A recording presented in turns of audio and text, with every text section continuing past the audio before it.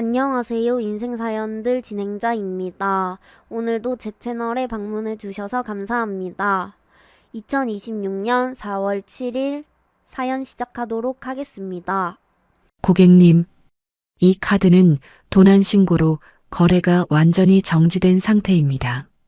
당장 1,200만 원 결제 안 하시면 음식 다 빼고 경찰 부르겠습니다.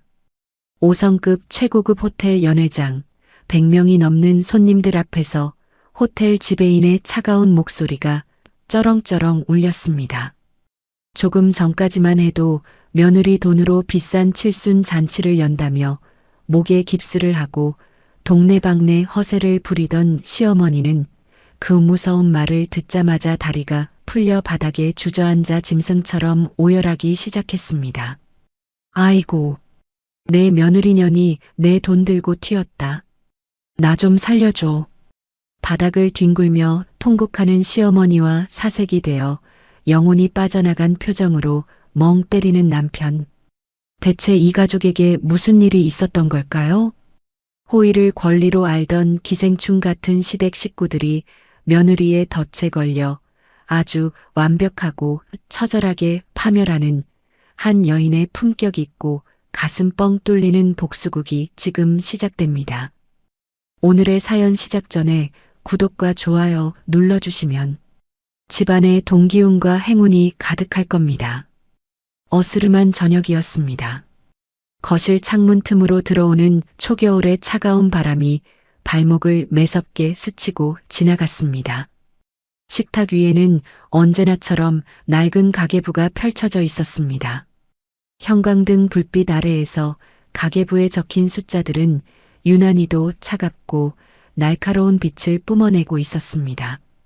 매달 단돈 10원 단위까지 계산기를 두드리며 생활비를 정확히 반씩 나누던 남편 박민준이 갑자기 가계부를 거칠게 덮으며 입을 열었습니다.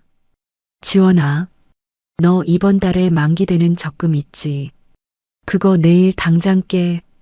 그리고 1,500만 원 내 통장으로 바로 보내놔. 박민준이 팔짱을 꽉 낀 채 턱을 거만하게 치켜들며 말했습니다. 저는 식탁을 닦던 행주를 내려놓고 눈을 크게 뜬 채 물었습니다. 갑자기 1,500만 원은 무슨 소리야? 우리가 당장 그렇게 큰 돈 들어갈 데가 어디 있다고 적금을 깨? 제가 묻자 박민준이 미간을 깊게 찌푸리며 짜증 섞인 목소리로 대답했습니다. 너 진짜 몰라서 물어. 다음 달이 우리 어머니 칠순이잖아. 우리 집안에 하나뿐인 귀한 며느리가 그 정도 돈도 못 내놓아. 내가 친척들 100명 넘게 오시는데 시장통 동네 식당에서 돼지갈비나 구워 먹일 수는 없잖아. 시내 중심에 있는 최고급 호텔 연회장으로 이미 가계약 다 해뒀어. 그러니까 잔말 말고 내일 당장 돈 보내. 박민준의 목소리에는 아내가 돈을 내는 것이 당연하다는 듯한 뻔뻔함이 가득 묻어 있었습니다. 저는 기가 막혀서 헛웃음을 픽 터뜨리며 가계부를 손가락으로 강하게 짚었습니다. 민준아, 우리가 부부야 아니면 철저한 동업자야. 결혼할 때부터 생활비는 단돈 100원까지 반반으로 정확하게 나누자고 박박 우기던 사람이 바로 너야. 치사해서 내가 그동안 입 다물고 살았는데 내가 작년에 급성 장염으로 쓰러져서 응급실에 실려갔을 때도 병원비 반 내놓으라고 철저하게 선갔던 사람이 누구야. 이제 와서 어머니 칠순 잔치 비용을 내 적금을 깨서 전부 내라고. 양심이 있으면 그런 소리 못해. 제 단호한 거절에 박민준의 얼굴이 순식간에 시뻘겋게 달아올랐습니다. 그는 의자를 뒤로 거칠게 밀어내며 자리에서 벌떡 일어났습니다. 아, 이지원, 넌 며느리로서 최소한의 도리도 모르냐? 우리 집안 체면이 있지. 어떻게 가족 행사에서까지 그렇게 계산적으로 굴어. 내가 장모님 칠순 때 돈 안 냈어. 그때도 내가 돈 보탰잖아. 어디서 거짓말을 해. 우리 엄마 칠순 때 네가 보탠 돈 딱 30만 원이었어. 그것도 바깥 명목으로 낸 거잖아. 그래 놓고 지금 나보고는 1,500만 원을 혼자 다 내라고. 나는 내 돈 단 한 푼도 그 허세 가득한 잔치에 보탤 생각 추호도 없어. 그 순간이었습니다. 박민준이 눈을 부릅뜨고 짐승처럼 씩씩거리더니 식탁 위에 올려져 있던 두꺼운 유리 물컵을 바닥으로 강하게 집어 던졌습니다. 쨍그랑. 유리 조각들이 날카로운 파열음을 내며 거실 바닥 사방으로 무참하게 흩어졌습니다. 제 발등 위로 차가운 유리 파편 하나가 매섭게 튕겨 올랐습니다. 박민주는 턱 근육을 파르르 떨며 양손을 주먹 쥐고 있었습니다. 당장이라도 제 뺨을 후려칠 듯한 험악하고 폭력적인 표정이었습니다. 돈 안 내놓으면 이 집구석 다 박살낼 줄 알아. 어디 남편이 말하는데 또박또박 대들어. 저는 심장이 발밑으로 덜컥 내려앉는 충격을 받았습니다. 유리창이 깨지는 소리와 함께 제 마음속 깊은 곳에 남아있던 일말의 부부애마저 산산조각이 나는 기분이었습니다. 결혼 생활 3년 동안 억울하고 서운한 일이 있어도 입술을 깨물며 꾹꾹 참아왔습니다. 언젠가는 이 남자도 가족의 따뜻함을 알고 철이 들 거라고 굳게 믿었습니다. 하지만 거실 바닥에 뒹구는 날카로운 유리 조각들을 보는 순간 제 어리석은 미련도 함께 부서져 내렸습니다. 이 남자는 저를 인생을 함께할 반려자로 생각한 것이 아니라 그저 자신의 허영심을 채워줄 현금 인출기로 여겼던 것입니다. 분노와 비참함이 목구멍 끝까지 턱턱 차올라 제대로 숨을 쉬기조차 힘들었습니다. 그런데 이때 현관문 비밀번호가 신경질적으로 눌리는 소리가 나더니 누군가 문을 열고 거실로 성큼성큼 걸어 들어왔습니다. 아이고, 이게 무슨 끔찍한 소리야. 민준아, 너 다친 데는 없니? 허락도 없이 비밀번호를 누르고 마음대로 우리 집을 드나드는 시어머니 최 여사였습니다. 최 여사는 바닥에 깨진 유리를 보더니 고막이 찢어질 듯한 목소리로 소리를 지르며 박민준의 어깨를 과장되게 감싸 안았습니다. 그리고는 고개를 돌려 저를 향해 도끼를 가득 품은 눈초리를 쏘아보며 삿대질을 시작했습니다. 너 지금 우리 귀한 아들한테 무슨 미친 짓을 하는 거냐? 가정교육을 도대체 어떻게 엉망으로 받았길래 시험이 칠순에 1,000만 원도 안 쓴다고 악을 써? 네가 그러고도 사람년이냐? 최 여사의 얇은 입술 사이로 날 선 말들이 폭포수처럼 쏟아졌습니다. 저는 당황한 마음을 진정시키며 사실을 바로잡으려 애썼습니다. 어머님, 민준이가 화를 내면서 먼저 컵을 던졌어요. 그리고 저희 부부 돈 관리는 처음부터 철저하게 각자 반씩하기로 약속하고 시작한 일이에요. 1,500만 원은 저한테 너무 큰 돈이에요. 제가 차분하게 논리적으로 설명하려 했지만 최 여사는 눈을 까집으며 제 말을 잔인하게 잘라버렸습니다. 시끄럽다. 일찍 교통사고로 돌아가신 내 부모가 너한테 돈 아끼고 꽁쳐두는 법만 가르치고 시부모 하늘처럼 모시는 법은 안 가르치더냐? 어미 아비 없이 홀로 자란 티를 이렇게 천박하게 내는구나. 당장 내 아들 앞에서 무릎 꿇고 눈물 흘리며 사과하지 못해. 어디서 시험이 말해 꼬박꼬박 말대꾸야. 순간 제 머릿속이 새하얗게 변하며 온몸의 피가 얼음장처럼 차갑게 식어버렸습니다. 저를 세상 누구보다 깊은 사랑으로 키워주시고 갑작스러운 사고로 허망하게 세상을 떠나신 부모님이었습니다.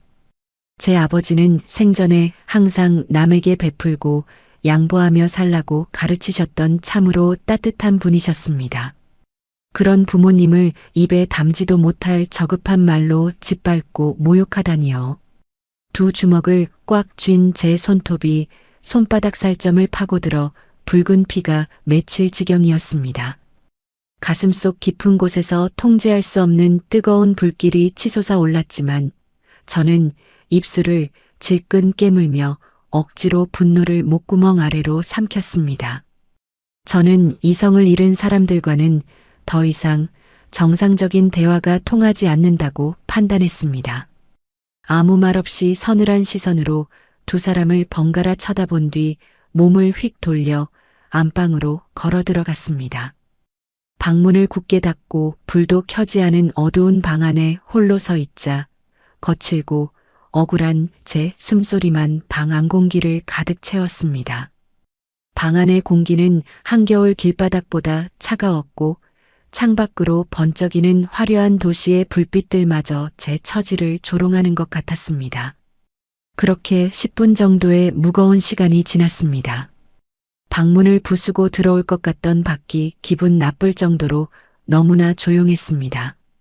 불안한 예감이 등골을 타고 흘러내렸습니다. 저는 조심스럽게 안방 방문을 아주 살짝 열고 좁은 문틈으로 거실 상황을 숨죽여 엿보았습니다. 소파에 엉덩이를 걸치고 앉아있는 박민준의 손에는 낯익은 물건이 들려 있었습니다. 제가 아까 식탁 위에 잠금을 풀고 깜빡 두고 온 제 휴대전화였습니다.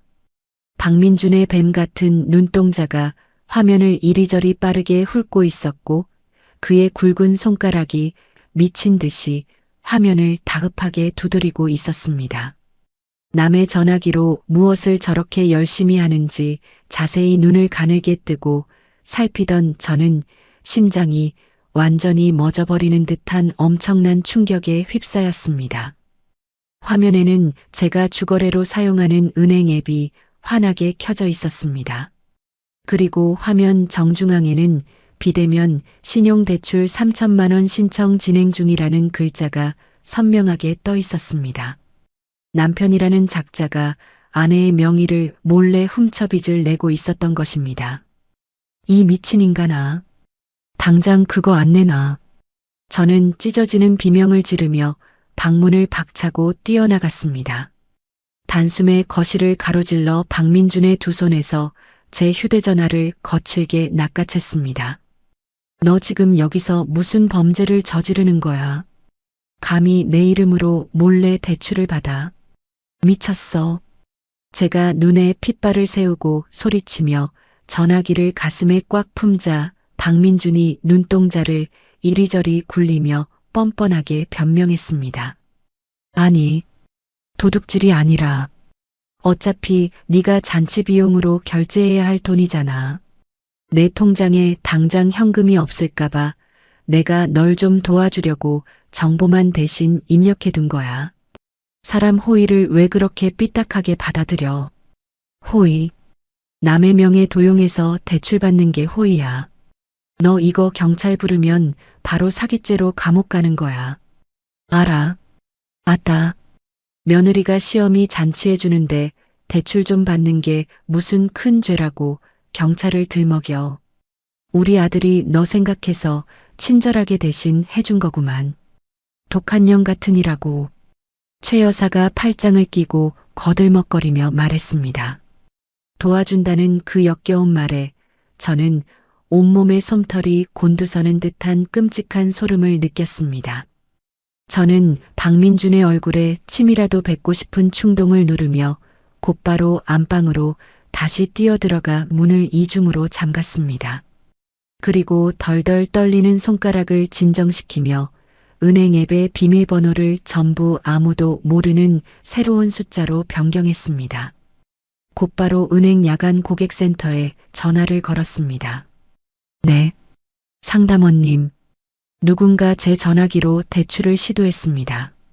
제 계좌의 모든 비대면 대출과 이체 거래를 당장 전면 정지해 주세요. 네. 빠짐없이 전부 막아주세요. 지금 당장요. 상담원의 차분한 확인 절차를 거치고 완전한 지급 정지 문자를 받고 나서야 저는 차가운 바닥에 털썩 주저앉아 가쁜 숨을 몰아쉬었습니다.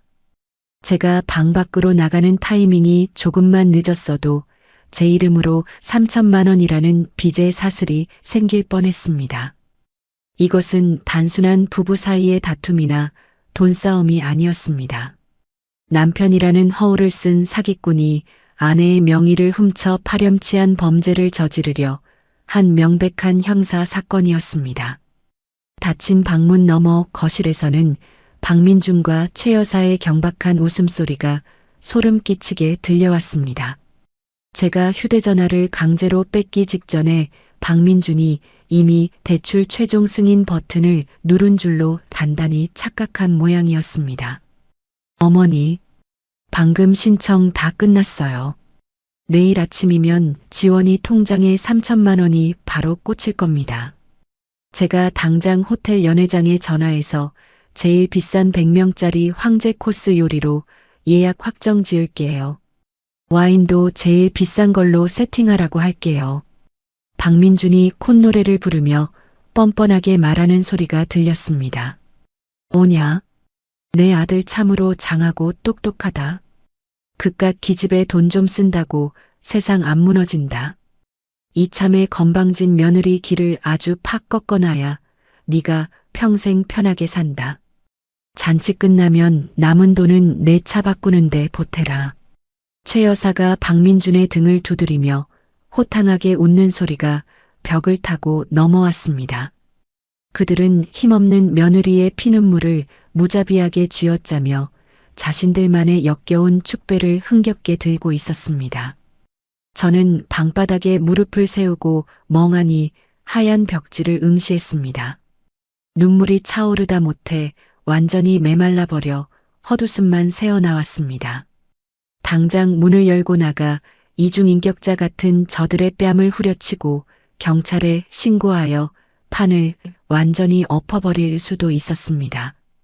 하지만 그렇게 가볍게 끝내버리면 저 악마 같은 사람들은 그저 이번에는 운이 없었다며 벌금 몇 푼 내고 뻔뻔하게 다시 일어날 것입니다. 저는 자리에서 조용히 일어났습니다.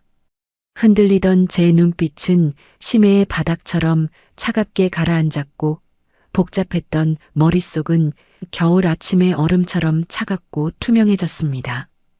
저는 방구석에 설치해둔 거실 감시 카메라 앱을 조용히 열었습니다.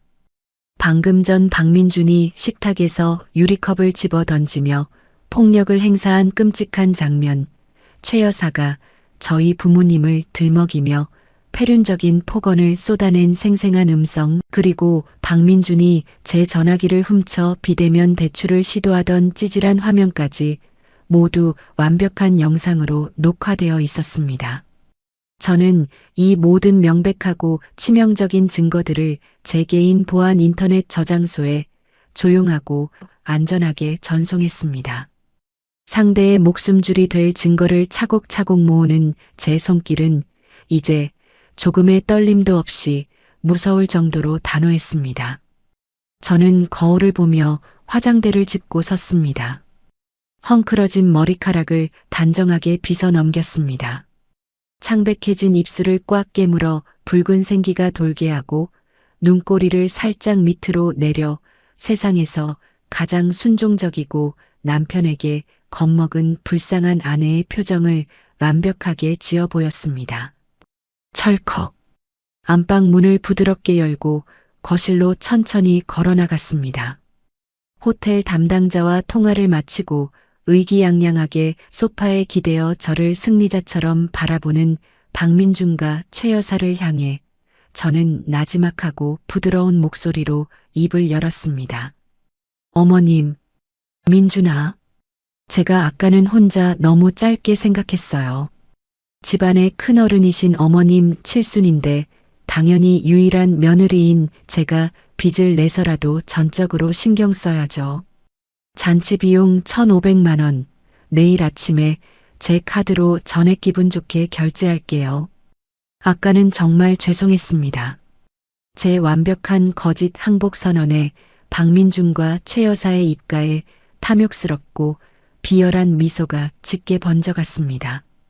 그들은 다가올 끔찍한 파멸은 꿈에도 모른 채 저의 속임수에 완벽하게 속아 넘어갔습니다. 은행에서 제 명의를 훔치려던 남편의 시도를 막아낸 다음 날 아침이었습니다. 거실에는 아직 밤새 식은 차가운 공기가 무겁게 내려앉아 있었습니다. 창밖으로 뿌연 아침 햇살이 잿빛으로 스며들었지만 제 마음속은 칠흑 같은 어둠뿐이었죠. 제가 주방에서 차가운 물을 한 잔 마시고 있을 때 안방 문이 부서질 듯 거칠게 열렸습니다. 시어머니 최 여사가 쿵쿵거리는 요란한 발소리를 내며 거실로 튀어나왔습니다. 최 여사의 손에는 100명의 손님 이름이 빼곡하게 적힌 두꺼운 명단과 식당 연회장 계약서가 들려 있었습니다. 최 여사가 씩씩거리며 다가오더니 종이 뭉치를 제 가슴팍으로 신경질적으로 집어 던지며 소리쳤습니다. 이것 봐라. 1인당 밥값이 15만 원짜리 최고급 식당이다. 당장 예약금 300만 원 먼저 결제해. 최 여사가 턱을 꼿꼿하게 쳐들고 당당하게 요구했습니다. 종이 뭉치가 제 가슴을 막고 차가운 거실 바닥으로 흩어졌습니다. 어젯밤 제가 완전히 굴복했다고 굳게 믿은 최 여사의 주름진 얼굴에는 오만함과 승리감이 가득했습니다. 저는 속으로 끓어오르는 붉은 분노를 삼키며 애써 시선을 아래로 내리깔았습니다. 제가 대답 없이 바닥에 떨어진 계약서를 물끄러미 바라보자 방문에 기대어 서 있던 박민준이 코웃음을 쳤습니다. 박민준은 자기 바지 주머니에서 빳빳한 종이 영수증 여러 장을 꺼내더니 제 얼굴을 향해 훌훌 날려보냈습니다. 종이들이 공중에서 팔랑거리며 제 발밑으로 힘없이 떨어졌습니다. 아, 이지원. 바닥에 떨어진 거 잘 주워서 읽어봐. 이번 달 아파트 관리비랑 도시가스 요금 청구서야. 네가 어제 처음부터 돈 안 낸다고 고집부려서 내 기분 완전히 잡쳤잖아. 그러니까 이번 달 공과금은 네가 전부 다 알아서 내. 박민준이 짝다리를 짚고 서서 비열하게 웃으며 말했습니다. 자기가 매달 내던 공과금 통장 잔고를 일부러 싹 비워버리고 저에게 치사한 안갚음을 하는 것이었습니다. 단돈 10원짜리 하나까지 손해보지 않으려는 그 옹졸하고 찌질한 행동에 저는 헛구역질이 왈칵 솟구칠 지경이었습니다. 어떻게 한 이불을 덮고 자는 남편이라는 작자가 이렇게까지 밑바닥일 수 있을까요? 저는 바닥에 떨어진 영수증을 주워들며 주먹을 꽉 쥐었습니다. 손끝이 파르르 떨렸지만 저는 입술을 질끈 깨물며 억지로 고개를 끄덕였습니다. 알았어. 공과금 내가 다 낼 테니까 걱정하지 마. 어머님 잔치 예약금도 이따가 저녁에 확실하게 결제할게. 제가 굽히고 순순히 대답하자 두 사람은 기고만장한 표정으로 콧노래를 부르며 방으로 돌아갔습니다. 그들의 등 뒤로 저는 서늘하고 무서운 빛을 뿜어냈습니다. 그들의 뻔뻔함에 질려버린 저는 그날 오전 박민준이 콧노래를 부르며 출근하자마자 곧바로 행동을 시작했습니다. 그동안 남편의 사생활에 전혀 관심 없이 믿고 살았지만 이제는 저 인간의 밑바닥을 철저하게 뒤조사해야 할 때였습니다. 저는 지하 주차장으로 내려가 남편 차에 설치된 차량 영상 기록 장치의 메모리 칩을 조용히 빼왔습니다. 그리고 서재 책상 위에 놓여있던 박민준의 컴퓨터 전원을 켰습니다. 비밀번호는 시어머니 생일로 단순하게 설정되어 있어 쉽게 열렸습니다. 컴퓨터 화면을 켜고 영상 기록과 인터넷 결제 기록을 샅샅이 뒤지기 시작했습니다. 영상을 하나씩 재생하던 저는 얼마 지나지 않아 심장이 멎을 듯한 끔찍한 진실과 마주하게 되었습니다. 이 짐승만도 못한 쓰레기. 저는 화면을 보며 두 손으로 입을 꽉 틀어막았습니다. 스피커를 통해 흘러나오는 소리는 제 귀를 의심하게 만들 정도로 역겨웠습니다. 오빠, 오늘 식당 진짜 맛있었어. 다음 주말에는 바다 보이는 비싼 숙소로 놀러 가자. 응, 당연하지. 우리 예쁜이. 오빠가 제일 좋은 방으로 예약해둘게. 걱정 마. 젊고 애교 섞인 여자의 목소리와 평소 저에게는 한 번도 내어준 적 없는 박민준의 다정한 목소리가 끈적하게 얽혀 있었습니다. 박민준은 같은 직장에 다니는 젊은 여자 후배와 벌써 6개월째 은밀한 만남을 가지고 있었습니다. 차량 영상 안에는 두 사람이 차 안에서 서로의 몸을 쓰다듬으며 낯뜨거운 애정 행각을 벌이는 소리가 고스란히 담겨 있었습니다. 저에게는 언제나 생활비를 반씩 내자며 핏대를 세우고 100원짜리 하나까지 따지던 남편이었습니다. 그런데 그 여자에게는 최고급 식당에서 밥을 사 먹이고 주말마다 수십만 원짜리 고급 숙박 시설을 들락거리며 돈을 물쓰듯 펑펑 쓰고 있었습니다. 더욱 충격적인 것은 그의 컴퓨터에 남아있는 결제 내역이었습니다. 박민준의 개인 신용카드는 이미 그 상간녀에게 돈을 쓰느라 한도가 꽉 차서 결제가 정지되어 있었습니다. 그래서 회사에서 업무용으로만 사용하라고 지급한 법인 결제 카드를 몰래 훔쳐서 상간녀의 숙박비와 비싼 명품 선물을 결제하고 있었던 것입니다. 이는 단순한 외도를 넘어선 명백한 회삿돈 횡령 범죄였습니다. 아내인 저에게는 10원 한 푼 쓰는 것을 벌벌 떨며 각박하게 굴면서 밖에서는 회삿돈까지 훔쳐가며 젊은 여자에게 돈 많은 남자 행세를 하고 있었습니다. 배신감에 온몸의 피가 거꾸로 솟구치고 가슴이 칼로 찢기는 듯한 고통이 밀려왔습니다. 하지만 저는 눈물 한 방울 흘리지 않았습니다. 구역질이 올라오는 가슴을 거칠게 부여잡고 컴퓨터 화면에 떠 있는 모든 횡령 영수증과 바람피운 증거 영상들을 제 이동식 저장 장치에 빠짐없이 복사했습니다. 이 증거들이 남편의 목을 완벽하게 벨 가장 날카로운 칼이 될 것이라 확신했습니다. 오후가 되자 집안이 또다시 시끄러워졌습니다. 시어머니 최 여사가 같은 아파트 단지에 사는 동네 할머니 3명을 우리 집 거실로 우르르 몰고 들어온 것입니다. 거실 바닥에는 화려한 색깔의 방석이 깔렸고 왁자지껄하고 경박한 웃음소리가 집안 공기를 탁하게 채웠습니다. 며느라, 우리 귀한 손님들 오셨으니까 방구석에 처박혀 있지 말고 얼른 나와라. 시원한 마실 거랑 비싼 과일 좀 예쁘게 깎아와라. 빨리빨리 움직여. 최 여사가 거실 소파에 거만하게 기대어 앉아 저를 마치 돈 주고 부리는 파출부처럼 손짓하며 명령했습니다. 저는 주먹을 꽉 쥐었다 펴며 겉으로는 순종적인 미소를 지은 채 부엌으로 향했습니다. 냉장고에서 가장 흠집 없고 비싼 사과와 배를 꺼내 정성스럽게 깎아 쟁반에 담았습니다. 과일을 깎는 칼날에 제 분노를 실어 단숨에 껍질을 벗겨냈습니다. 그리고 앞치마 주머니 속에 아주 작은 소형 녹음기를 켜서 깊숙이 숨겨 넣었습니다. 거실로 과일 쟁반을 들고 나가 상 위에 조심스럽게 내려놓자 최 여사의 허세 가득한 목소리가 귓가를 강하게 때렸습니다. 아유, 우리 며느리가 글쎄 내 칠순이라고 시내에서 제일 비싼 고급 식당을 덜컥 예약했지 뭐야. 밥값이 한 사람당 15만 원이나 한다는데 나는 돈 아까워서 절대 하지 말라고 그렇게 말려도 굳이 자기 적금 깨서 다 하겠다지 않겠어.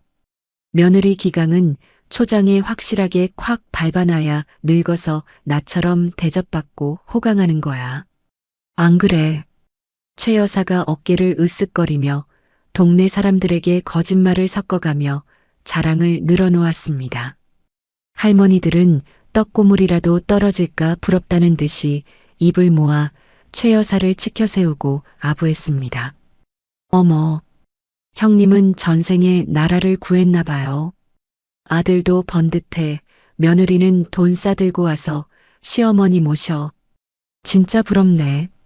저는 과일 포크를 챙겨주며 묵묵히 서 있었습니다. 그들의 천박하고 이기적인 대화를 앞치마 속 녹음기에 글자 하나 빠짐없이 담았습니다. 며느리의 고열을 무자비하게 짜내어 동네방네 허세를 부리는 저 탐욕스러운 입을 잔치 당일날 하객들 앞에서 반드시 갈기갈기 찢어놓겠다고 속으로 수백 번 맹세했습니다. 날이 완전히 어두워지고 늦은 저녁이 되자 박민준이 퇴근하고 집으로 돌아왔습니다. 현관문을 열고 들어오는 박민준의 표정은 어딘지 모르게 잔뜩 들떠 있었습니다. 그는 겉옷도 벗지 않고 거실 소파에 앉자마자 휴대전화 대화창을 열고 누군가와 끊임없이 문자를 주고받으며 실실 웃고 있었습니다. 제가 물 한 잔을 들고 조용히 곁으로 다가가자 박민주는 소스라치게 놀라며 화면을 황급히 끄고 휴대전화를 바지 주머니에 쑤셔 넣었습니다. 아, 깜짝이야. 너는 집에 있으면서 발소리 좀 내고 다녀. 귀신이야 뭐야? 박민준이 잔뜩 찌푸린 얼굴로 짜증을 내며 저를 손으로 거칠게 밀어냈습니다. 그 순간이었습니다. 박민준의 양복 셔츠 깃이 펄럭이면서 아주 역겨운 냄새가 제 코끝을 훅 찔렀습니다. 그것은 제가 평소에 절대 쓰지 않는 끈적하고 짙은 싸구려 장미 향수 냄새였습니다. 오전에 차량 영상에서 들었던 애교 섞인 상간녀의 목소리와 얼굴이 제 머릿속을 끔찍하게 스치고 지나갔습니다. 회사에서 퇴근하고 집에 오기 전까지 그 더러운 여자와 모텔이라도 들러 딱 붙어 있다가 돌아온 것이 분명했습니다. 저는 뱃속에서부터 끓어오르는 구토를 꾹 참으며 두 주먹을 바들바들 떨었습니다. 제 마음속 깊은 곳에 마지막 먼지처럼 남아있던 남편에 대한 아주 작은 연민조차 이제는 완전히 얼어붙어 산산조각 났습니다. 이 인간 쓰레기들의 알량한 가면을 무참히 벗겨버리고 가장 비참하고 뼈저린 지옥을 안겨주겠다는 제 명분이 시퍼런 칼날처럼 날카롭고 확고해졌습니다. 박민주는 헛기침을 큼큼 몇 번 하더니 자신의 낡은 서류 가방에서 식당 연회장 최종 계약서를 꺼내 거실 탁자 위에 거칠게 올려놓았습니다. 자, 여기 계약서 맨 밑에 내 이름 적고 서명해. 그리고 예약금 300만 원 내 신용카드로 지금 당장 결제해. 늦으면 예약 취소된대. 박민준이 탁자를 손가락으로 툭툭 치며 고압적인 명령조로 말했습니다. 안방에서 텔레비전을 보며 누워있던 최 여사도 박민준의 목소리를 듣고 어느새 쪼르르 달려 나와 제 옆에 바짝 붙어 섰습니다. 두 사람의 번들거리는 눈동자는 남의 돈에 굶주린 짐승처럼 탐욕스럽게 번쩍이고 있었습니다. 저는 그들이 제가 순순히 호구 잡혀 굴복했다고 굳게 믿도록 가장 바보 같고 남편에게 짓눌린 순종적인 표정을 완벽하게 지어 보였습니다. 아무런 반항도 한숨도 쉬지 않고 탁자 앞으로 다가가 볼펜을 집어들었습니다. 알았어. 어머님 칠순 잔치인데 이 정도 돈은 제가 기분 좋게 다 결제할게요. 걱정 마세요. 저는 남편과 시어머니가 뚫어져라 빤히 지켜보는 앞에서 연회장 계약서에 제 이름을 또박또박 흔들림 없이 적었습니다. 그리고 제 지갑에서 신용카드를 꺼내어 숙박업소 결제번호를 제 휴대전화 화면에 천천히 입력했습니다. 결제 완료라는 글자와 함께 띠링하는 알림음이 거실에 울려 퍼졌습니다. 그 소리를 듣자마자 박민준과 최 여사는 서로 마주보며 입이 귀에 걸리도록 찢어지게 환호성을 질렀습니다. 아이고, 우리 며느리 최고다 최고야. 진작 이렇게 굽히고 좋게 좋게 돈 내놓으면 집안이 얼마나 평화롭고 좋니? 이제야 네가 사람 구실을 좀 하는구나. 최 여사가 제 등을 기분 나쁘게 쓸어내리며 가식적이고 경박한 웃음을 지었습니다. 박민준도 거만한 표정으로 자신의 턱을 만지며 덧붙였습니다. 그래, 진작 이렇게 나오지. 아내 노릇, 며느리 노릇 제대로 하니까 이렇게 칭찬받고 좋잖아. 나머지 잔금 1200만 원도 잔치 당일날 잊지 말고 내 카드로 전부 현장에서 싹 다 결제해라. 딴소리 하지 말고. 그들의 역겨운 환호와 참을 수 없는 냄새를 뒤로 한 채 저는 조용히 고개를 끄덕이고 자리에서 일어나 화장실로 걸어 들어갔습니다. 문을 굳게 걸어 잠그고 세면대 앞에 차가운 거울을 마주 보았습니다. 거울 속 제 얼굴은 억눌린 분노와 지독한 비애로 하얗게 굳어 있었습니다. 하지만 제 맑은 눈동자만큼은 사냥감의 목덜미를 포착한 굶주린 호랑이처럼 붉고 매섭게 빛나고 있었습니다. 저는 덜덜 떨리는 손으로 변기물을 시원하게 내렸습니다. 싸. 거센 물소리가 화장실 안을 쩌렁쩌렁하게 울렸습니다. 저는 그 거친 물소리에 제 목소리를 완벽하게 숨긴 채 참았던 서늘하고 통쾌한 조소를 미친 듯이 터뜨렸습니다. 웃어. 지금 마음껏 실컷 웃어더라. 너희들의 그 알량하고 천박한 웃음소리가 길바닥에 나앉은 짐승의 피눈물로 바뀌는 데는 그리 오랜 시간이 걸리지 않을 테니까. 저는 얼음장처럼 차가운 수돗물을 틀어 제 두 손을 붉어질 때까지 박박 씻어냈습니다. 저 방문 밖에서 제 돈으로 열릴 허세 가득한 잔치를 상상하며 춤을 추고 있는 악마들.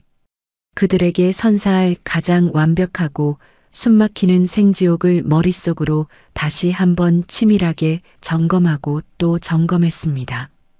박민준이 콧노래를 흥얼거리며 현관문을 나서는 소리가 들렸습니다. 그의 역겨운 구두 발소리가 복도 끝으로 완전히 멀어지자마자 저는 곧바로 자리에서 일어났습니다.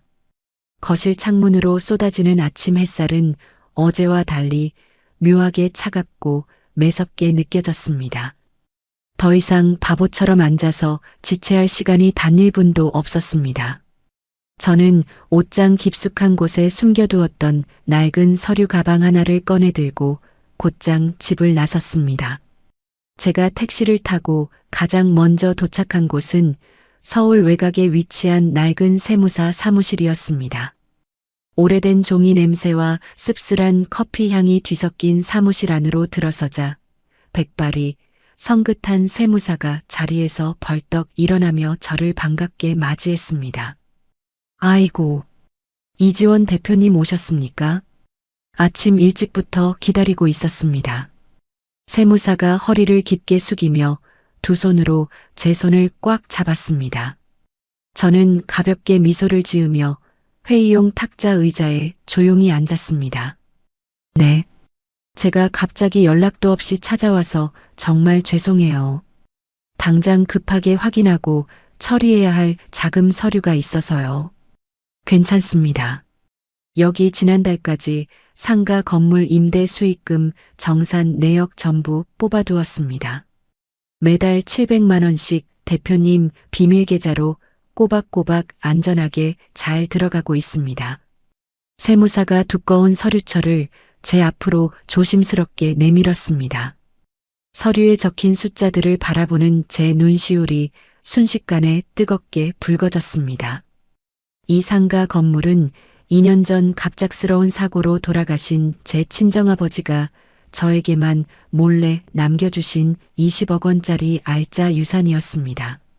아버지는 결혼할 때부터 10원짜리 하나까지 계산기를 두드리며 반반을 외치던 박민준의 옹졸한 됨됨이를 단번에 꿰뚫어 보셨습니다. 그래서 혹시라도 남편이 제 돈을 탐낼까봐 아무도 모르게 제 명의로 이 든든한 건물을 신탁해두고 떠나셨던 것입니다. 아버지가 남겨주신 깊은 사랑과 지혜 덕분에 저는 시댁에 갖은 모욕 속에서도 속으로 든든한 방패를 쥐고 버틸 수 있었습니다. 저는 떨리는 손으로 아버지가 물려주신 임대 수익 계좌를 전부 제 개인 은행 앱으로 일원화시켰습니다. 그리고 당장 복수극과 이혼 소송에 쓸 넉넉한 실탄이 필요했기에 현금 1억 원을 추적이 불가능한 제 프라이빗 뱅킹 계좌로 즉시 이체했습니다. 휴대전화 화면에 찍힌 거액의 숫자를 확인하자 그동안 억눌렸던 제 가슴속 응어리가 한순간에 뻥 뚫리는 듯한 통쾌함이 밀려왔습니다. 세무사 사무실을 나온 저는 곧바로 강남 한복판에 있는 대형 로펌으로 향했습니다. 높고 차가운 유리문을 밀고 들어가자 제 15년지기 절친이자 승률 90%를 자랑하는 독종 이혼 전문 변호사 강서진이 저를 맞이했습니다. 지원아, 어서 와. 전화 받고 내가 얼마나 놀랐는지 알아. 당장 저 소파에 앉아봐. 강서진이 미간을 팍 찌푸리며 제 어깨를 단단하게 잡아 끌었습니다. 저는 가방에서 박민준의 컴퓨터에서 빼낸 이동식 저장 장치와 녹음기를 꺼내어 강서진의 차가운 유리 책상 위에 탁 소리나게 올려놓았습니다. 서진아, 이것들 당장 확인해봐. 박민준 블랙박스 불륜 영상이랑 법인카드 횡령 결제 내역 전부 다 담아왔어. 어제 시어머니가 우리 집에서 나한테 퍼부은 막말 녹음본도 다 있어. 제 목소리는 분노를 넘어 서늘할 정도로 차분하게 가라앉아 있었습니다. 강서진은 말없이 제 저장 장치를 자신의 노트북에 연결하고 화면을 뚫어져라 쳐다보기 시작했습니다. 영상을 확인하던 강서진의 눈동자가 분노로 커지더니 이내 헛웃음을 거칠게 터뜨렸습니다. 미친 새끼. 생활비는 정확히 반반 내자고 피를 토하던 놈이 지 상간녀한테는 아주 만수로 납셨네. 호텔 숙박비만 일주일에 100만 원을 썼어. 그것뿐만이 아니야. 그 돈 전부 자기 회사 업무용 법인카드로 몰래 긁은 거야. 상간녀 호캉스 비용까지 회사 돈으로 결제했어. 아주 간이 배 밖으로 나왔지. 제가 주먹을 꽉 쥐며 이빨을 으드득 갈며 말했습니다. 강서진은 자리에서 벌떡 일어나더니 책상을 주먹으로 쾅 내리쳤습니다. 이건 단순한 이혼 소송이 아니야. 박민준 이 인간 쓰레기, 내가 사회에서 완벽하게 매장해 버릴게. 일단 당장 위자료 5천만 원 청구 소장부터 작성한다. 그리고 박민준 명의로 된 너희 부부 전세 보증금 있지. 그거 내일 당장 법원에 가압류 신청 넣어서 그놈 돈줄부터 완벽하게 싹 말려버릴 거야. 그래. 아주 바닥까지 철저하게 긁어내줘. 단 1원도 그놈 손에 들어가지 않게 만들어버릴 거야. 강서진의 빠르고 날카로운 일처리에 제 심장이 미친 듯이 뛰기 시작했습니다. 우리는 머리를 맞대고 박민준의 5년치 법인카드 결제 내역과 상간녀와 평일 대낮에 모텔을 드나든 날짜를 완벽하게 교차 검증했습니다. 숫자 하나, 날짜 하나 틀리지 않게 완벽한 증거 서류를 만들었습니다. 지원아, 이 서류 뭉치면 박민준은 회사에서 당장 징계해고야. 내가 이 횡령 고발장을 익명으로 작성해서 박민준 회사 감사팀장 책상 위로 정확하게 올려놓을게. 타이밍은 언제가 좋아? 어머님 칠순 잔치 당일 아침. 그때 터뜨려줘. 잔치 현장에서 결제하려고 카드를 내미는 순간 모든 게 다 막혀버리게 만들어야 해. 그놈이 가장 허세를 부리는 그 완벽한 순간에 제일 비참하게 짓밟아 줄 거야. 강서진은 제 말에 소름 돋는다는 듯 팔을 쓸어내리며 잔인한 미소를 지었습니다. 우리의 복수 계획은 그 어떤 빈틈도 없이 완벽하고 서늘하게 완성되어 갔습니다. 바로 그때 제 휴대전화 화면이 요란하게 울리며 시어머니 최 여사의 이름이 떴습니다. 며느라, 나다. 내 칠순의 입을 한복 150만 원짜리로 제일 고급스럽고 화려한 거 골라놨다. 당장 한복샵으로 예약금 입금해라. 남들 보는 눈이 있는데 촌스러운 거 입을 수는 없잖아. 수화기 너머로 들려오는 최 여사의 뻔뻔하고 강압적인 목소리에 저는 헛웃음을 삼켰습니다. 저는 강서진을 향해 한쪽 눈을 찡긋 감아 보인 뒤 세상에서 가장 나긋나긋한 목소리로 대답했습니다. 네, 어머님. 제가 알아서 다 기분 좋게 결제해 놓을 테니까 걱정 마시고 당일날 샵으로 가셔서 예쁘게 입으시기만 하세요. 제가 최고로 모실게요. 제가 순순히 대답하자 최 여사는 만족스러운 콧소리를 내며 전화를 툭 끊어버렸습니다. 전화가 끊어지자마자 저는 곧바로 한복샵 매장 번호를 눌렀습니다. 여보세요. 거기 청담동 한복샵이죠. 저 방금 옷 맞추고 간 최 여사 며느리 되는 사람인데요. 방금 예약한 150만 원짜리 한복대요. 지금 당장 전부 취소해 주세요. 네. 고객님, 갑자기 취소하시는 이유가 있으신가요? 사정이 생겨서 잔치를 안 하게 됐어요. 그러니까 전액 환불 처리해 주시고요. 잔치 당일날 저희 시어머니가 혹시라도 매장에 찾아가시더라도 이미 며느리가 취소했다고 정확하게 말씀해 주시고 절대 옷 내어주시면 안 됩니다. 아시겠죠? 네, 알겠습니다. 취소 처리 완료해 드렸습니다. 매장 직원의 대답을 듣는 순간 제 가슴 속에 맺혀있던 체증이 싹 씻겨 내려가는 듯 했습니다. 잔치 당일 화려한 한복을 기대하며 매장에 들어섰다가 문전박대당하고 길거리에서 발을 구를 최 여사의 당황한 얼굴이 눈앞에 선명하게 그려졌습니다. 로펌을 나선 저는 해가 뉘엿뉘엿 지기 시작할 무렵 다시 집으로 돌아왔습니다. 거실에는 붉은 노을이 깊게 스며들어 텅 빈 집안을 쓸쓸하게 비추고 있었습니다. 저는 안방으로 들어가 커다란 여행용 캐리어를 침대 위에 활짝 펼쳤습니다. 옷장에서 제가 평소에 즐겨 입던 깨끗한 옷가지 몇 벌과 세면도구를 차곡차곡 챙겨 넣었습니다. 그리고 화장대 서랍 가장 깊은 곳에 보관해 두었던 친정어머니의 낡은 옷반지와 가족 사진을 소중하게 꺼내 가방 한 구석에 깊숙이 밀어 넣었습니다. 그 반지를 만지는 순간 손끝이 미세하게 떨렸지만 저는 굳게 입술을 다물었습니다. 박민준이 사준 값싼 물건들이나 시댁에서 억지로 떠넘긴 잡동사니들은 단 하나도 가방에 넣지 않았습니다. 이 집구석에 남겨진 제 흔적이라고는 오직 바닥에 떨어진 제 머리카락 몇 가닥뿐이었습니다. 저는 남편과 시어머니가 잔치 당일까지 제 부재를 전혀 눈치채지 못하도록 화장대 위에 로션통의 방향이나 침대 위 이불의 주름까지 평소와 완벽하게 똑같이 세팅해 두었습니다. 가방 지퍼를 굳게 채우고 현관문 앞에 섰습니다. 집안을 마지막으로 휙 둘러보는 제 시선에는 그 어떤 아쉬움이나 미련도 남아있지 않았습니다. 3년 동안 저를 갉아먹고 병들게 했던 이 지옥 같은 공간과 영원히 작별할 시간이었습니다. 저는 현관문 손잡이를 힘차게 밀고 밖으로 걸어 나왔습니다. 쾅! 무거운 철문이 등 뒤에서 닫히는 소리가 제 인생의 새로운 시작을 알리는 경쾌한 축포처럼 들렸습니다. 저는 이 집의 현관문 비밀번호를 제 머릿속에서 완벽하게 지워버렸습니다.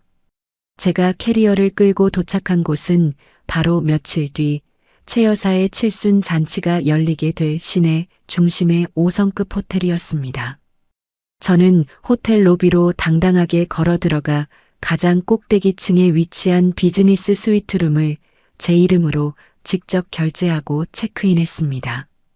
안내를 받아 들어간 스위트룸은 제 낡은 신혼집과는 비교도 할 수 없을 만큼 고급스럽고 넓었습니다. 대리석 바닥은 반짝였고 공기에서는 은은하고 고급스러운 허브 향이 감돌았습니다. 저는 짐을 대충 한쪽에 밀어두고 거실 한쪽 벽면을 가득 채운 거대한 통유리창 앞으로 천천히 다가갔습니다. 창밖으로는 화려한 서울 도심의 야경이 별빛처럼 찬란하게 펼쳐져 있었습니다.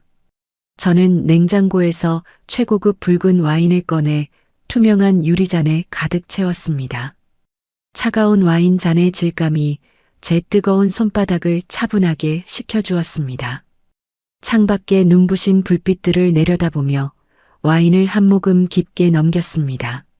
쌉싸름하고 묵직한 와인의 향이 입안 가득 퍼지며 제 얼어붙은 심장을 다시 뜨겁게 데워주었습니다.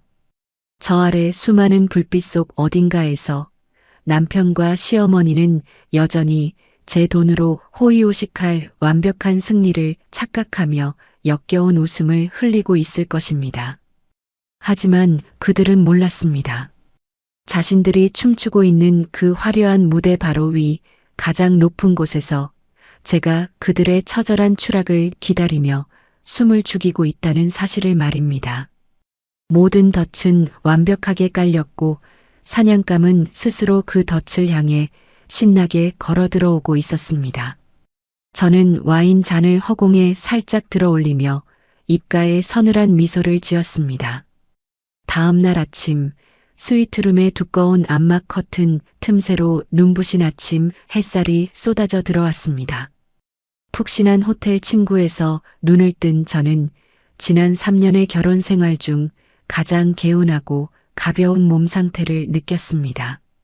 늘 아침 6시면 눈을 비비며 일어나 남편 박민준의 아침밥을 차리고 시어머니 최 여사의 잔소리 전화를 받아야 했던 지옥 같은 일상이 거짓말처럼 사라졌습니다. 은은한 허브향이 감도는 객실 공기를 깊게 들이마시며 자리에서 일어난 저는 거울 속 제 얼굴을 가만히 들여다보았습니다. 시집살이와 마음고생으로 늘 칙칙하고 그늘져 있던 얼굴에 묘한 생기와 도끼가 팽팽하게 돌아와 있었습니다. 아침 9시 정각 객실 초인종이 경쾌하게 울렸습니다. 문을 열자 검은색 정장을 빈틈없이 차려입은 절친이자 변호사인 강서진이 두꺼운 서류 가방을 들고 서 있었습니다. 지원아, 아침 일찍부터 미안해. 완벽한 폭탄을 완성해서 가져왔거든.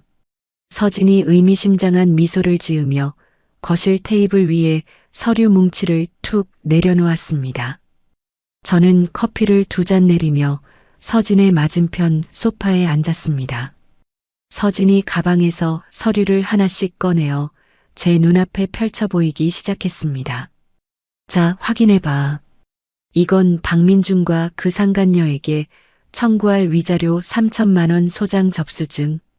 그리고 이건 어제 말했던 너희 부부 전세 보증금 가압류 법원 결정문이야. 어제 오후 늦게 판사 서명까지 완벽하게 받아냈어. 서류에 찍힌 붉은색 법원 직인을 보는 순간 제 심장이 쿵쾅거리며 통쾌하게 뛰기 시작했습니다. 서진은 멈추지 않고 마지막 하얀색 봉투를 탁자 위로 쓱 밀어주었습니다. 그리고 이게 메인 이벤트지. 박민준 회사 감사팀장 앞으로 오늘 오후 2시에 정확히 배달될 익명의 횡령 고발장 최종본이야.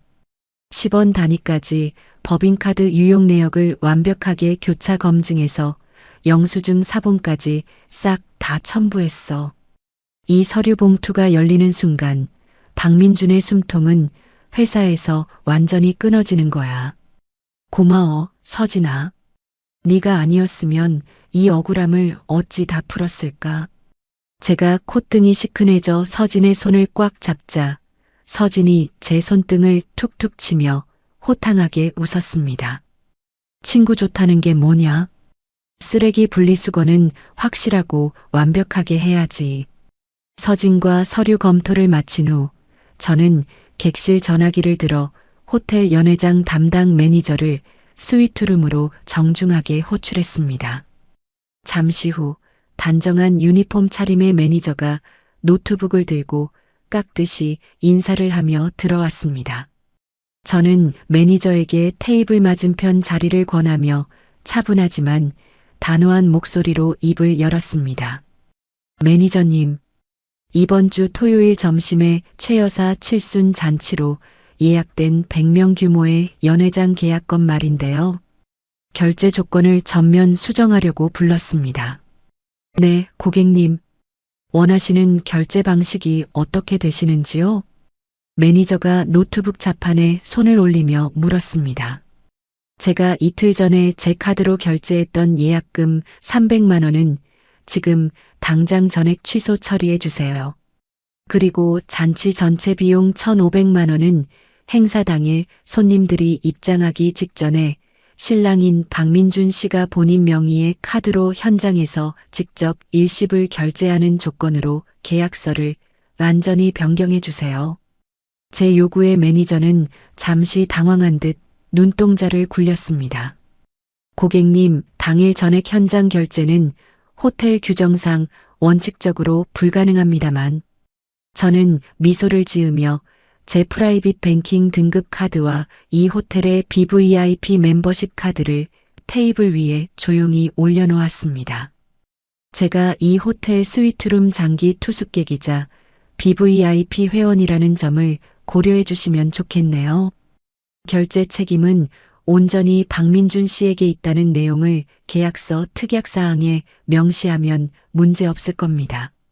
저의 확고한 태도와 VIP 카드에 압도된 매니저는 헛기침을 하더니 이내 고개를 숙이고 노트북 자판을 두드리기 시작했습니다. 네, 알겠습니다. BVIP 고객님의 요청이시니 예외적으로 계약 조건을 변경 처리해 드리겠습니다. 매니저가 돌아가고 나자 저는 서진과 마주보며 소리 없이 통쾌한 하이파이브를 나누었습니다. 이제 박민주는 잔치 당일 수백 명의 하객 앞에서 자신의 지갑을 열어야만 하는 외통수에 완벽하게 걸려들었습니다. 그때 서진의 휴대전화가 짧게 울렸습니다. 서진이 화면을 확인하더니 눈썹을 실룩이며 제게 휴대전화를 내밀었습니다. 지원아, 이거 봐라. 내가 고용한 사설탐정이 방금 찍어서 보내온 따끈따끈한 사진이야. 화면 속에는 평일 대낮임에도 불구하고 박민준과 젊은 상간녀가 팔짱을 낀 채 다정하게 회사 근처 무인 모텔로 쏙 들어가는 선명한 사진이 찍혀 있었습니다. 박민준의 한 손에는 커피가, 다른 한 손에는 상간녀의 허리가 감겨 있었습니다.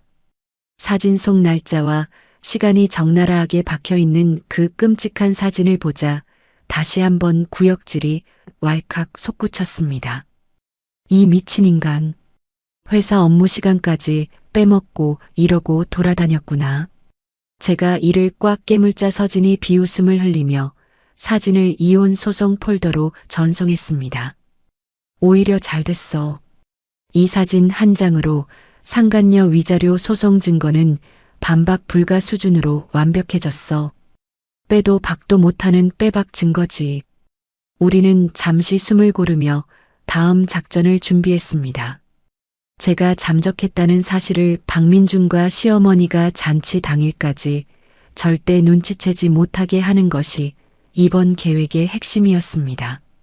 저는 휴대전화의 예약 발송 시스템을 열어 박민준의 번호를 입력했습니다. 민준아, 어머님 칠순 잔치 준비랑 비용 결제는 내가 호텔 측이랑 전부 완벽하게 끝내놨어.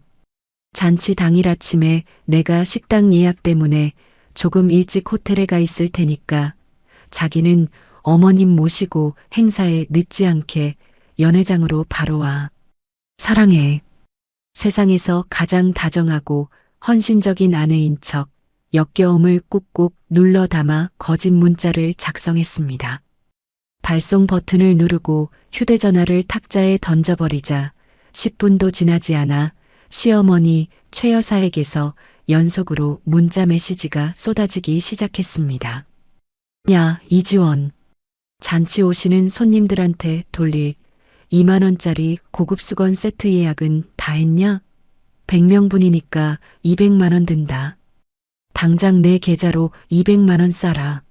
내가 알아서 주문할 테니까 잔말 말고 당장 입금해. 문자 보는 거 다 안다. 시어미 말이 우스워? 돈 안 보내면 잔칫날 내 머리털을 다 뽑아버릴 줄 알아라. 빨리 입금 안 해.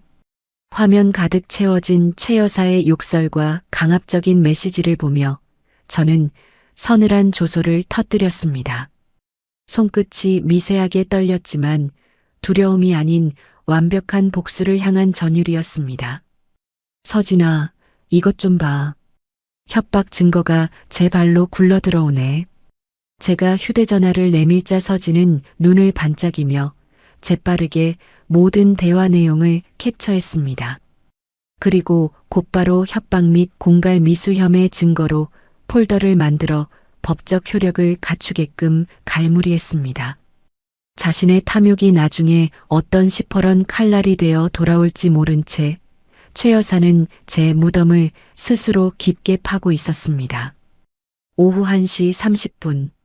서진은 자리에서 일어나 정장 단추를 채우며 결연한 표정으로 퀵서비스 기사를 객실로 호출했습니다. 미리 준비해둔 박민준의 횡령 고발장 서류 봉투를 퀵 기사에게 건네며 서진은 가장 차갑고 단호한 목소리로 지시했습니다. 기사님, 이 서류 정확히 오후 2시에 박민준 씨 회사 감사팀장 본인 손에 직접 전달해 주셔야 합니다. 수령 확인증도 반드시 받아다 주시고요. 네, 알겠습니다. 변호사님, 퀵 기사가 바람처럼 스위트룸을 빠져나가자 서진도 제게 가볍게 눈인사를 건네며 사무실로 돌아갔습니다. 객실에 혼자 남은 저는 거울 앞으로 다가갔습니다. 지난 3년간 시집살이와 남편의 반반 타령에 찌들어 미용실 한번 제대로 가지 못해 푸석해진 제 모습이 너무나 초라해 보였습니다. 저는 호텔 내 1층에 있는 가장 비싸고 고급스러운 뷰티 살롱으로 내려갔습니다. 3시간 동안 최고급 마사지와 헤어 세팅, 세련된 메이크업을 받았습니다. 촌스럽게 질끈 묶었던 머리는 우아한 웨이브로 변했고 생기 없던 입술에는 강렬하고 붉은빛이 감돌았습니다. 몸에 딱 맞는 고급스러운 검은색 투피스 정장을 차려입은 거울 속 여자는 더 이상 남편에게 짓눌려 살던 호구 이지원이 아니었습니다. 20억대 알짜 상가 건물의 당당한 소유주이자 자신을 망가뜨린 자들을 자비 없이 처단할 서늘한 심판자의 모습이었습니다.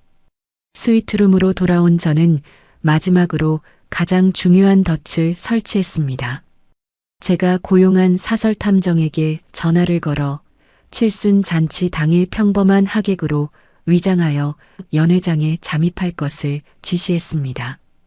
탐정님, 잔치 당일 연회장 구석에 자리 잡으시고 스마트폰으로 영상 통화를 연결해서 제 태블릿 PC로 연회장 상황을 실시간 라이브로 중계해 주세요. 그들이 무너지는 모습을 제 두 눈으로 똑똑히 지켜봐야 하니까요. 걱정 마십시오, 대표님. 아주 생생하고 선명한 화질로 한 장면도 놓치지 않고 완벽하게 중계해 드리겠습니다. 통화를 마치고 저는 태블릿 PC를 거실 테이블 중앙에 세워두었습니다. 복수를 위한 모든 현실적이고 치명적인 덫이 톱니바퀴처럼 완벽하게 세팅되었습니다. 저는 창밖으로 서서히 붉게 물들어가는 저녁 하늘을 멍하니 바라보았습니다. 저 어딘가에서 박민준과 시어머니는 자신들의 허영심에 취해 잔치 당일 입을 옷을 고르며 낄낄거리고 있을 것입니다. 하지만 내일 점심 그들이 딛고 서 있는 허세의 무대는 가장 끔찍한 생지옥으로 변할 것입니다. 저는 탁자 위에 놓인 와인 잔을 가볍게 매만지며 깊고 평온한 침묵 속으로 빠져들었습니다. 마침내 시어머니 최 여사의 칠순 잔치 당일 점심시간이 밝았습니다. 호텔 스위트룸 거실 한가운데 놓인 태블릿 PC 화면이 환하게 켜졌습니다. 제가 하객으로 위장해 침투시킨 사설탐정이 보내오는 실시간 영상 통화 화면이었습니다. 화면 속 5성급 호텔 연회장 입구에는 화려한 생화 장식이 가득했고 그 앞에는 시어머니의 동네 지인들과 남편 박민준의 친척, 직장 동료 등 100여 명의 하객이 바글바글 몰려들어 북새통을 이루고 있었습니다. 저는 스위트룸의 푹신한 1인용 소파에 깊숙이 기대어 앉아 갓 내린 따뜻한 커피 잔을 손에 쥐었습니다. 커피의 쌉싸름한 향기가 코끝을 스쳤지만 제 심장은 터질 듯이 차갑고 빠르게 뛰고 있었습니다. 화면 한 구석에 우스꽝스러운 옷차림을 한 노인 한 명이 씩씩거리며 등장했습니다. 바로 시어머니 최 여사였습니다. 며칠 전 제가 몰래 대여를 취소해버린 탓에 오늘 아침 고급 한복샵에서 쫓겨난 최 여사는 급한 대로 시장통 대여점에서 5만 원을 주고 빌려 입은 듯한 촌스러운 구형진 분홍색 한복을 입고 있었습니다. 금박이 조잡하게 박힌 저고리는 사이즈마저 맞지 않아 헐렁거렸고 동네 친구들 사이에서 최 여사의 얼굴은 이미 붉은 토마토처럼 달아올라 있었습니다. 아니 형님, 며느리가 150만 원짜리 최고급 명품 한복 맞췄다고 그렇게 동네방네 자랑하더니 웬 시장바닥 각설이 옷을 입고 오셨어? 동네 부녀회장 할머니가 입을 삐죽거리며 대놓고 비꼬았습니다. 최 여사는 당황한 기색을 감추지 못하고 손부채질을 해대며 더듬거렸습니다. 아, 그게 우리 며느리가 예약 날짜를 착각하는 바람에 샵에서 옷이 딴 데로 갔지 뭐야. 어휴, 그 등신 같은 년이 오늘 아주 내 얼굴에 제대로 똥칠을 하네. 이따 오기만 해봐라. 아주 머리털을 다 뽑아버릴 테니까. 최 여사가 눈에 핏발을 세우고 이를 부득부득 갈며 허공에 대고 삿대질을 해댔습니다. 그 광경을 화면으로 지켜보던 저는 커피 잔을 입가로 가져가며 소리 없이 통쾌한 미소를 지었습니다. 허영심으로 똘똘 뭉친 인간이 사람들 앞에서 망신을 당할 때 나오는 저 비참하고 찌질한 변명. 이제 고작 시작일 뿐인데 벌써부터 저렇게 다리가 후들거려서야 앞으로 다가올 진짜 지옥을 어떻게 버틸지 궁금해졌습니다.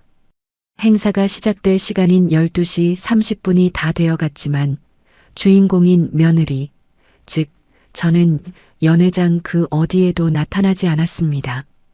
연회장 입구에서 손님을 맞던 박민주는 사색이 된 얼굴로 미친 듯이 자기 휴대전화를 귀에 붙이고 있었습니다. 화면 속 그의 입모양은 분명 저에게 쌍욕을 퍼붓고 있는 것이 확실했습니다. 아, 씨발. 이 미친년이 왜 전화를 안 받아? 결제는 다 해놨다면서 사람은 어디 간 거야? 박민준이 넥타이를 거칠게 풀어 헤치며 연회장 밖 복도를 미친 듯이 서성거렸습니다. 저는 제 휴대전화의 전원을 이미 어젯밤부터 꺼둔 상태였습니다. 스위트룸의 완벽한 고요 속에서 그의 초조하고 절망적인 얼굴을 고화질 화면으로 감상하는 기분은 그 어떤 최고급 코스 요리보다도 달콤하고 짜릿했습니다. 가슴속 깊은 곳에서부터 묵은 체증이 뻥 뚫리며 시원한 사이다를 들이켠 듯한 쾌감이 온몸의 혈관을 타고 흘렀습니다. 결국 제가 오지 않은 채로 칠순 잔치 행사가 찜찜하게 시작되었습니다. 사회자의 가벼운 농담에도 사람들의 반응은 싸늘했고 최 여사는 무대 단상에 올라가서도 억지 웃음을 지으며 불안한 눈빛으로 연회장 출입문 쪽만 힐끔거렸습니다. 1인당 15만 원짜리 최고급 코스 요리의 첫 번째 전체 요리가 서빙되기 직전이었습니다.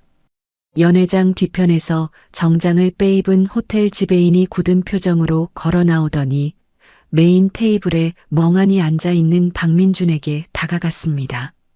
지배인은 허리를 살짝 굽히며 단호하고 사무적인 목소리로 결제를 요구했습니다. 박민준 고객님, 행사 시작 전에 계약된 잔금 1,200만 원, 현장 결제부터 진행해 주셔야 음식 서빙이 시작됩니다. 지배인의 말에 박민준은 콧방귀를 뀌며 거드름을 피웠습니다. 아, 참. 우리 집사람이 예약금 낼 때 다 알아서 한다고 했는데 융통성 없게 굴기는 자, 여기요. 일시불로 쫙 긁어주세요. 박민주는 주머니에서 지갑을 꺼내어 당당하게 자신의 개인 신용카드를 지배인에게 내밀었습니다. 하지만 박민주는 자신의 개인 카드가 며칠 전 상간녀와 호캉스를 즐기느라 이미 한도 초과 상태라는 사실을 까맣게 잊고 있었습니다. 지배인이 무선 결제기에 카드를 꽂고 잠시 후 삐빅하는 불길한 경고음과 함께 결제기가 붉은 빛을 깜빡였습니다. 고객님, 이 카드는 한도 초과로 승인이 거절되었습니다. 다른 카드 없으십니까?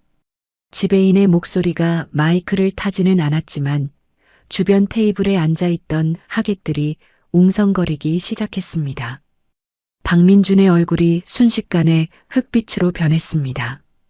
그는 이마에 식은 땀을 흘리며 다급하게 지갑에서 다른 카드를 꺼냈습니다. 그 카드는 바로 그가 다니는 회사의 법인카드였습니다. 오늘 아침 제가 보낸 익명의 횡령 고발장이 회사 감사팀에 접수되자마자 즉각 사용 정지 처리가 된 그 카드 말입니다. 아, 그럼 이걸로 해주세요. 이건 한도 빵빵한 VIP 카드니까 금방 될 겁니다. 박민준이 떨리는 손으로 법인카드를 내밀며 허세를 부렸습니다. 그러나 결제기에 카드가 꽂힌 순간 아까보다 훨씬 크고 날카로운 경고음이 연회장 안에 쩌렁쩌렁 울려 퍼졌습니다.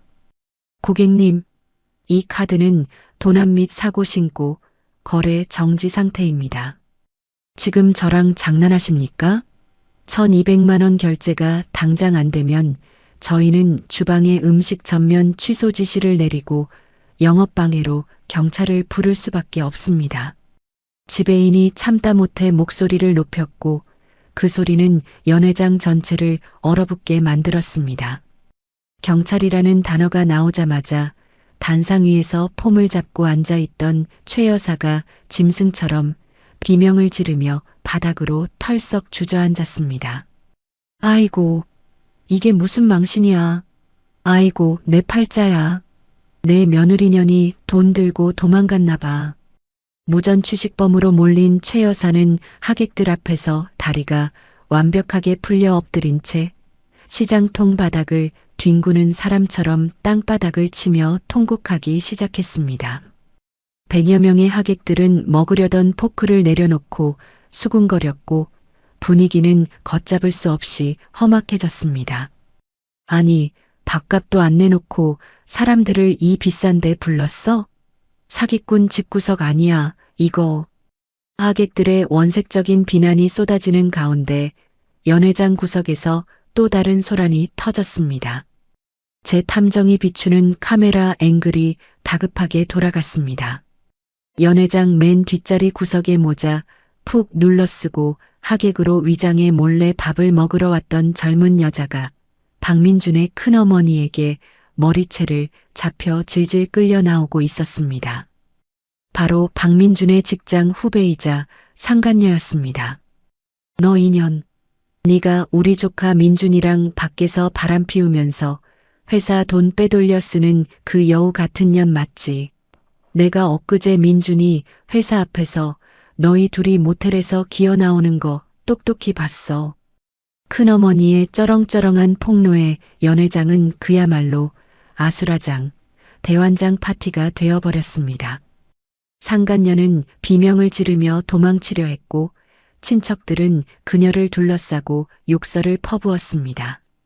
결제는 막히고 바닥에 엎드려 짐승처럼 울부짖는 어머니와 하객들 앞에서 정체가 완벽하게 탄로난 상간녀 사이에서 강민주는 완전히 이성을 잃고 말았습니다.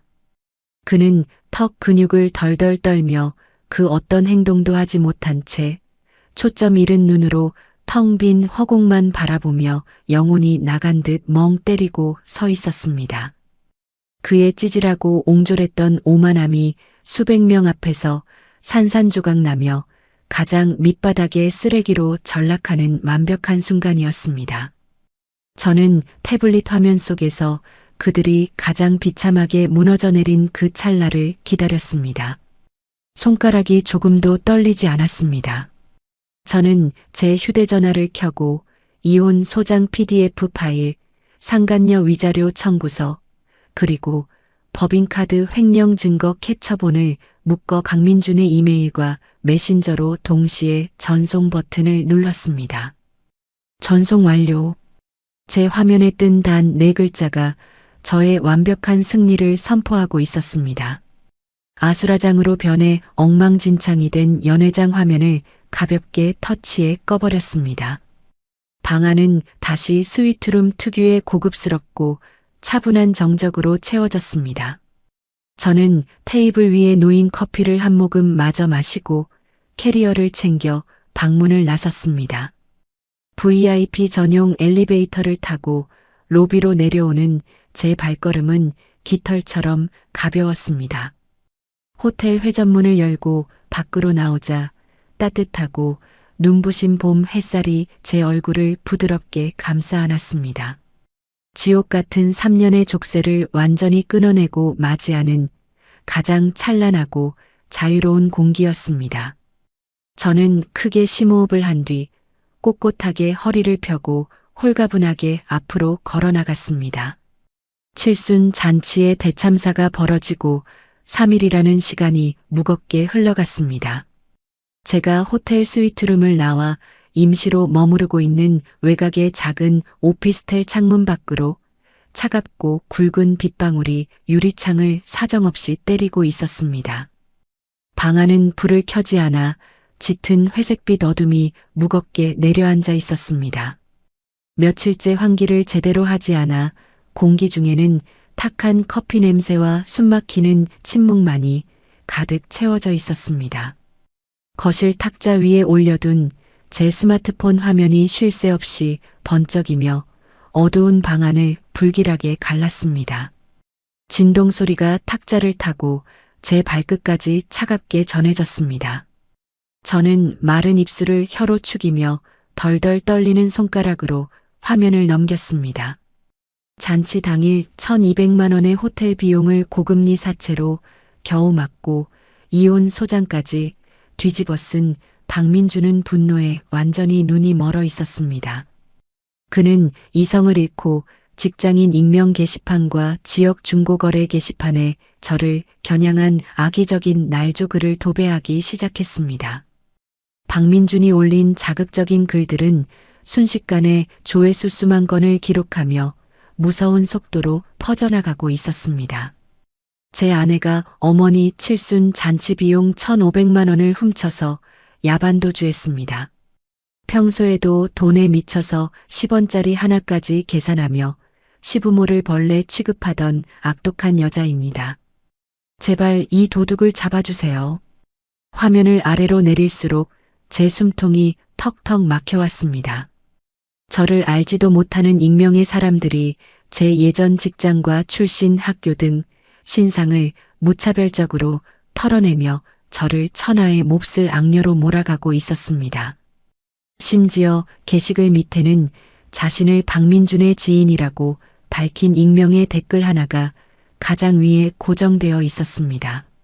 저 여자 자기가 먼저 다른 남자랑 외도 저질러 놓고 결백하고 불쌍한 남편한테 모든 걸 뒤집어 씌우고 도망친 겁니다.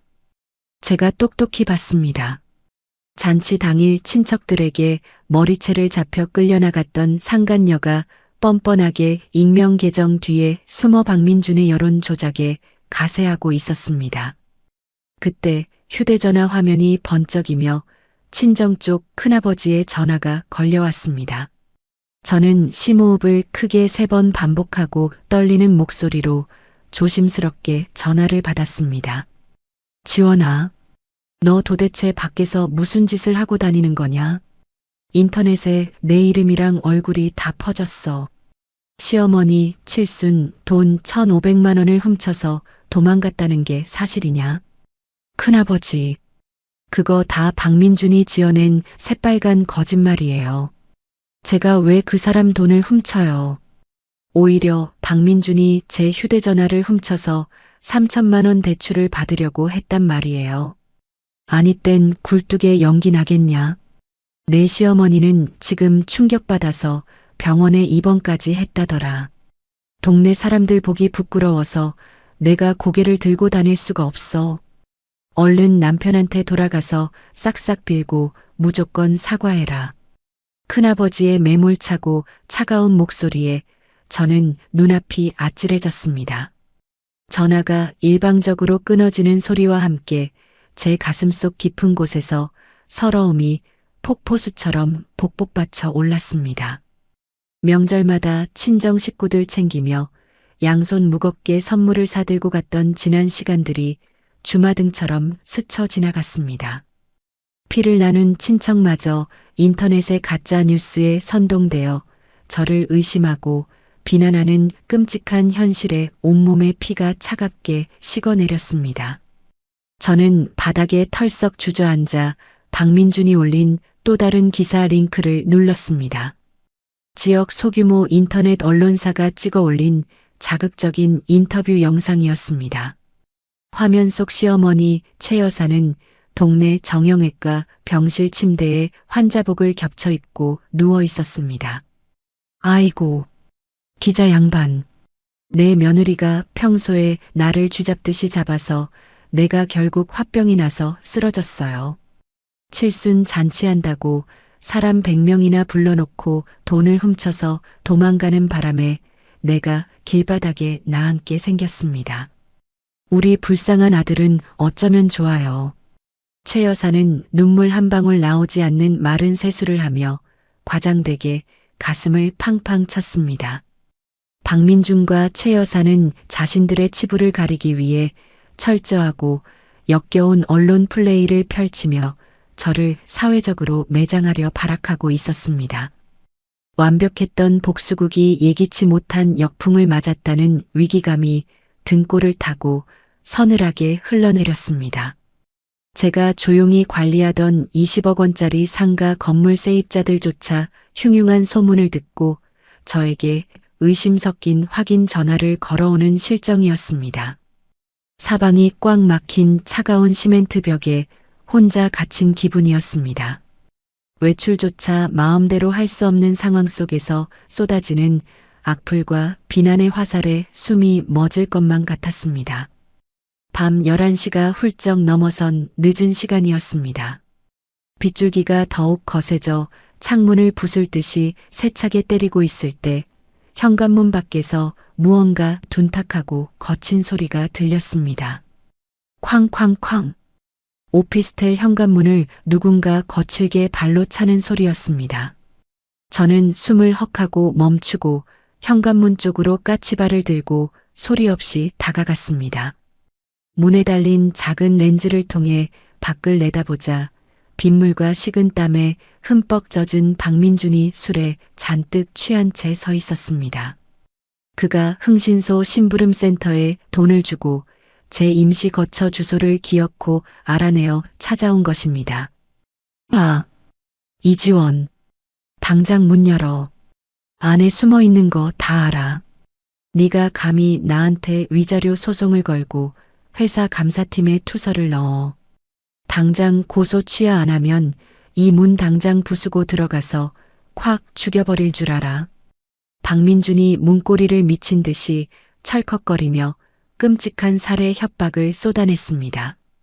그의 뱀 같은 눈동자는 붉게 충혈되어 있었고 입에서는 더러운 욕설과 술 냄새가 진동하고 있었습니다.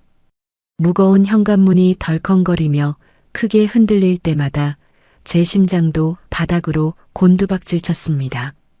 두 다리가 후들거리고 손바닥에는 차가운 식은 땀이 흥건하게 배어 나왔습니다. 당장이라도 문이 부서지고 저 악마 같은 인간이 뛰어들어올 것만 같은 지독한 공포가 엄습했습니다. 하지만 저는 뒤로 물러서지 않았습니다. 눈물을 거칠게 훔쳐내며 바들바들 떨리던 두 손을 꽉 쥐고 단단한 주먹을 말아쥐었습니다. 여기서 겁을 먹고 무너지면 저는 평생 저 쓰레기 같은 인간들의 발밑에서 억울한 도둑년으로 살아가야만 합니다. 저는 어두운 방구석으로 숨어 들어가는 대신 거실 한가운데에 꼿꼿하게 버티고 서서 휴대전화를 들어 강서진의 번호를 꾹 눌렀습니다. 서진아. 박민준이 흥신소 풀어서 지금 내 오피스텔 앞까지 찾아왔어. 술에 취해서 현관문을 부술듯이 차면서 고소 취하 안 하면 죽여버리겠다고 난동을 피우고 있어. 인터넷에는 나를 돈 훔친 도둑년으로 만들어놨고 제가 이를 꽉 깨물고 상황을 전하자 수화기 너머로 강서진의 차갑고 이성적인 목소리가 들려왔습니다. 뭐라고? 이 미친 새끼가 진짜 겁도 없이 갈 때까지 가는구나. 지원아. 절대 겁먹지 말고 현관문 이중 잠금 장치 꽉 잠그고 거실 안쪽에 서 있어. 내가 지금 당장 경찰 대동하고 그리로 출발할 테니까 딱 10분만 버텨. 강서진의 단호하고 날카로운 목소리를 듣자 미친 듯이 요동치던 심장이 조금씩 차분하게 진정되었습니다. 밖에서 발길질을 해대는 박민준의 짐승 같은 발악은 저를 향한 위협이 아니라 자신의 목을 스스로 억제는 가장 멍청한 자폭행위였습니다. 저는 서진과 경찰을 기다리는 동안 거실 식탁 의자에 앉아 제 노트북 전원을 켰습니다. 손가락 끝의 떨림을 완벽하게 멈추기 위해 눈을 감고 크게 심호흡을 3번 반복했습니다. 그리고 인터넷 창을 띄워 박민준이 올린 모든 허위 선동글과 상간녀가 단 익명 악플들을 화면에 띄웠습니다. 최 여사의 가짜 병원 인터뷰 영상과 기사 인터넷 주소까지 하나도 빠짐없이 선명하게 화면을 캡처하고 복사하여 PDF 파일로 저장하기 시작했습니다. 폴더 이름은 허위사실, 유포 및 명예훼손 증거라고 또박또박 적어 넣었습니다. 이것은 저들의 뻔뻔한 업무방해죄와 무고죄를 법정에서 입증할 가장 완벽하고 치명적인 법적 증거를 채집하는 정교한 과정이었습니다. 이어서 제 개인 보안 클라우드 저장소에 접속했습니다. 박민준이 제 스마트폰을 훔쳐 3천만 원 비대면 대출을 시도하던 거실홈 카메라 영상 원본을 바탕화면으로 조심스럽게 꺼내 놓았습니다. 그리고 그가 상간녀의 허리를 감싸고 평일 대낮에 무인 모텔로 쏙 들어가는 선명한 사진, 1,000만 원이 훌쩍 넘는 회사법인카드를 유용한 영수증 결제, 내역 사본까지 완벽하게 하나의 큰 폴더에 압축하여 묶어두었습니다. 그들의 얄팍한 거짓말을 산산조각 낼 명백한 팩트와 시퍼런 증거들이 제 노트북 화면 속에서 눈부시게 번쩍이고 있었습니다. 저들은 고작 손가락으로 키보드 몇 번 두드려서 저를 사회에서 매장하려 했습니다. 하지만 저는 가장 합법적이고 잔인한 법의 테두리 안에서 그들의 사회적 생명과 경제적 숨통을 완전히 끊어버릴 무서운 단두대를 정교하게 조립하고 있었습니다. 저들을 향한 어설픈 동정심이나 일말의 망설임은 이제 단 1%도 남아있지 않았습니다. 현관문 밖에서는 여전히 박민준이 고래고래 악을 쓰며 문을 걷어차고 있었습니다. 하지만 제 귓가에는 그 위협적인 소리가 곧 경찰서 유치장 차가운 시멘트 바닥에서 질질 짜며 살려달라고 애원할 패배자의 구차하고 애처로운 소음으로밖에 들리지 않았습니다. 화면 속 마우스 커서를 빠르게 움직이는 제 눈빛은 겨울 새벽의 차가운 공기처럼 매섭고 날카롭게 빛나고 있었습니다. 쾅쾅쾅. 현관문이 부서질 듯한 거친 파열음이 차가운 오피스텔 복도를 날카롭게 찢어놓았습니다. 저는 거실 한가운데에 꼿꼿하게 서서 굳게 닫힌 철문을 서늘한 눈빛으로 노려보았습니다. 문 밖에서는 박민준이 짐승처럼 악을 쓰며 끔찍한 살해 협박을 멈추지 않았습니다. 아, 이지원, 당장 문 안 열어. 네가 감히 내 인터넷 글에 반박을 달고 경찰을 불러. 문 부수고 들어가서 진짜 가만 안 둘 줄 알아.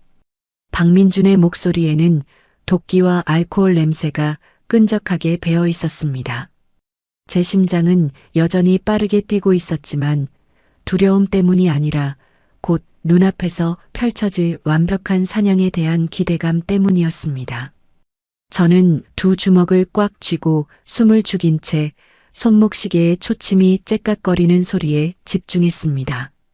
그런데 그 순간 창밖을 때리던 거센 빗소리를 뚫고 요란한 경찰차 사이렌 소리가 오피스텔 주차장 쪽에서부터 날카롭게 울려 퍼졌습니다. 붉고 푸른 경광등 불빛이 젖은 유리창을 뚫고 거실 벽면에 어지럽게 번쩍였습니다. 동시에 복도 쪽에서 수많은 사람의 다급한 발소리가 쿵쾅거리며 울렸습니다. 경찰관님, 저기 저 남자입니다. 제 의뢰인의 거주지에 무단 침입을 시도하고 살해 협박을 하고 있는 현행범입니다. 당장 체포해 주세요. 강서진의 날카롭고 단호한 목소리가 복도를 쩌렁쩌렁하게 울렸습니다. 그와 동시에 육중한 체격의 경찰관 2명이 박민준의 양팔을 거칠게 꺾어 뒤로 제압했습니다. 당신 지금 주거침입이랑 특수협박 현행범으로 체포합니다. 변호사를 선임할 수 있고 묵비권을 행사할 수 있습니다. 당장 반항 멈추세요. 경찰관의 엄중한 경고에 박민준은 발버둥을 치며 미친 듯이 소리를 질렀습니다. 이거 나. 이거 안 나. 저 안에 있는 년이 내 마누라야. 내 마누라가 내 돈 1,500만 원 훔쳐서 도망갔단 말이야. 남편이 마누라 찾아온 게 무슨 주거침입이야. 박민준이 핏대를 세우며 억지를 부리자 강서진이 콧방귀를 뀌며 그의 눈앞으로 다가갔습니다. 법적으로 엄연히 별거 중이고 이혼 소송 중인 타인 명의의 거주지에 무단으로 문을 부수고 들어오려 한 건 명백한 중범죄야. 게다가 죽여버리겠다고 협박한 음성, 여기 내 휴대전화에 아주 선명하게 다 녹음됐어. 철컥.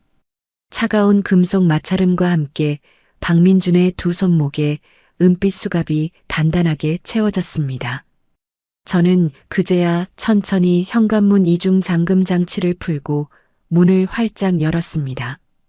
복도에 차가운 공기가 밀려 들어옴과 동시에 수갑을 찬 채 바닥에 무릎이 꺾인 박민준의 처절하고 찌질한 얼굴이 제 시야에 완벽하게 들어왔습니다. 머리칼은 빗물과 땀에 젖어 이마에 달라붙어 있었고 오만했던 두 눈동자는 이제 공포와 수치심으로 덜덜 떨리고 있었습니다. 민준아, 거기가 내 알량한 허영심의 끝이야. 제가 차갑게 내려다보며 내뱉자 박민준은 입술을 파르르 떨며 아무런 반박도 하지 못하고 경찰의 손에 질질 끌려 승강기 쪽으로 사라졌습니다. 그의 비참한 뒷모습이 시야에서 완전히 사라지자마자 강서진이 제 어깨를 단단하게 감싸 안으며 거실로 들어왔습니다. 지원아, 많이 안 놀랐어. 이제 놈은 경찰서 유치장 차가운 바닥에서 밤새 질질 짜게 될 거야. 우리는 이제부터 진짜 단두대 스위치를 누르자. 서진의 눈빛은 사냥에 성공한 맹수처럼 매섭게 빛나고 있었습니다. 저희는 곧바로 식탁 위에 놓인 제 노트북 앞에 나란히 앉았습니다. 손가락의 떨림은 이미 완벽하게 사라졌고 제 머릿속은 거대한 체스판을 내려다보는 것처럼 차갑고 투명해졌습니다. 우리는 박민준이 거짓 선동글을 올렸던 직장인 익명 게시판과 당근마켓 동네 생활 게시판에 동시다발적으로 진실 규명글을 작성하기 시작했습니다.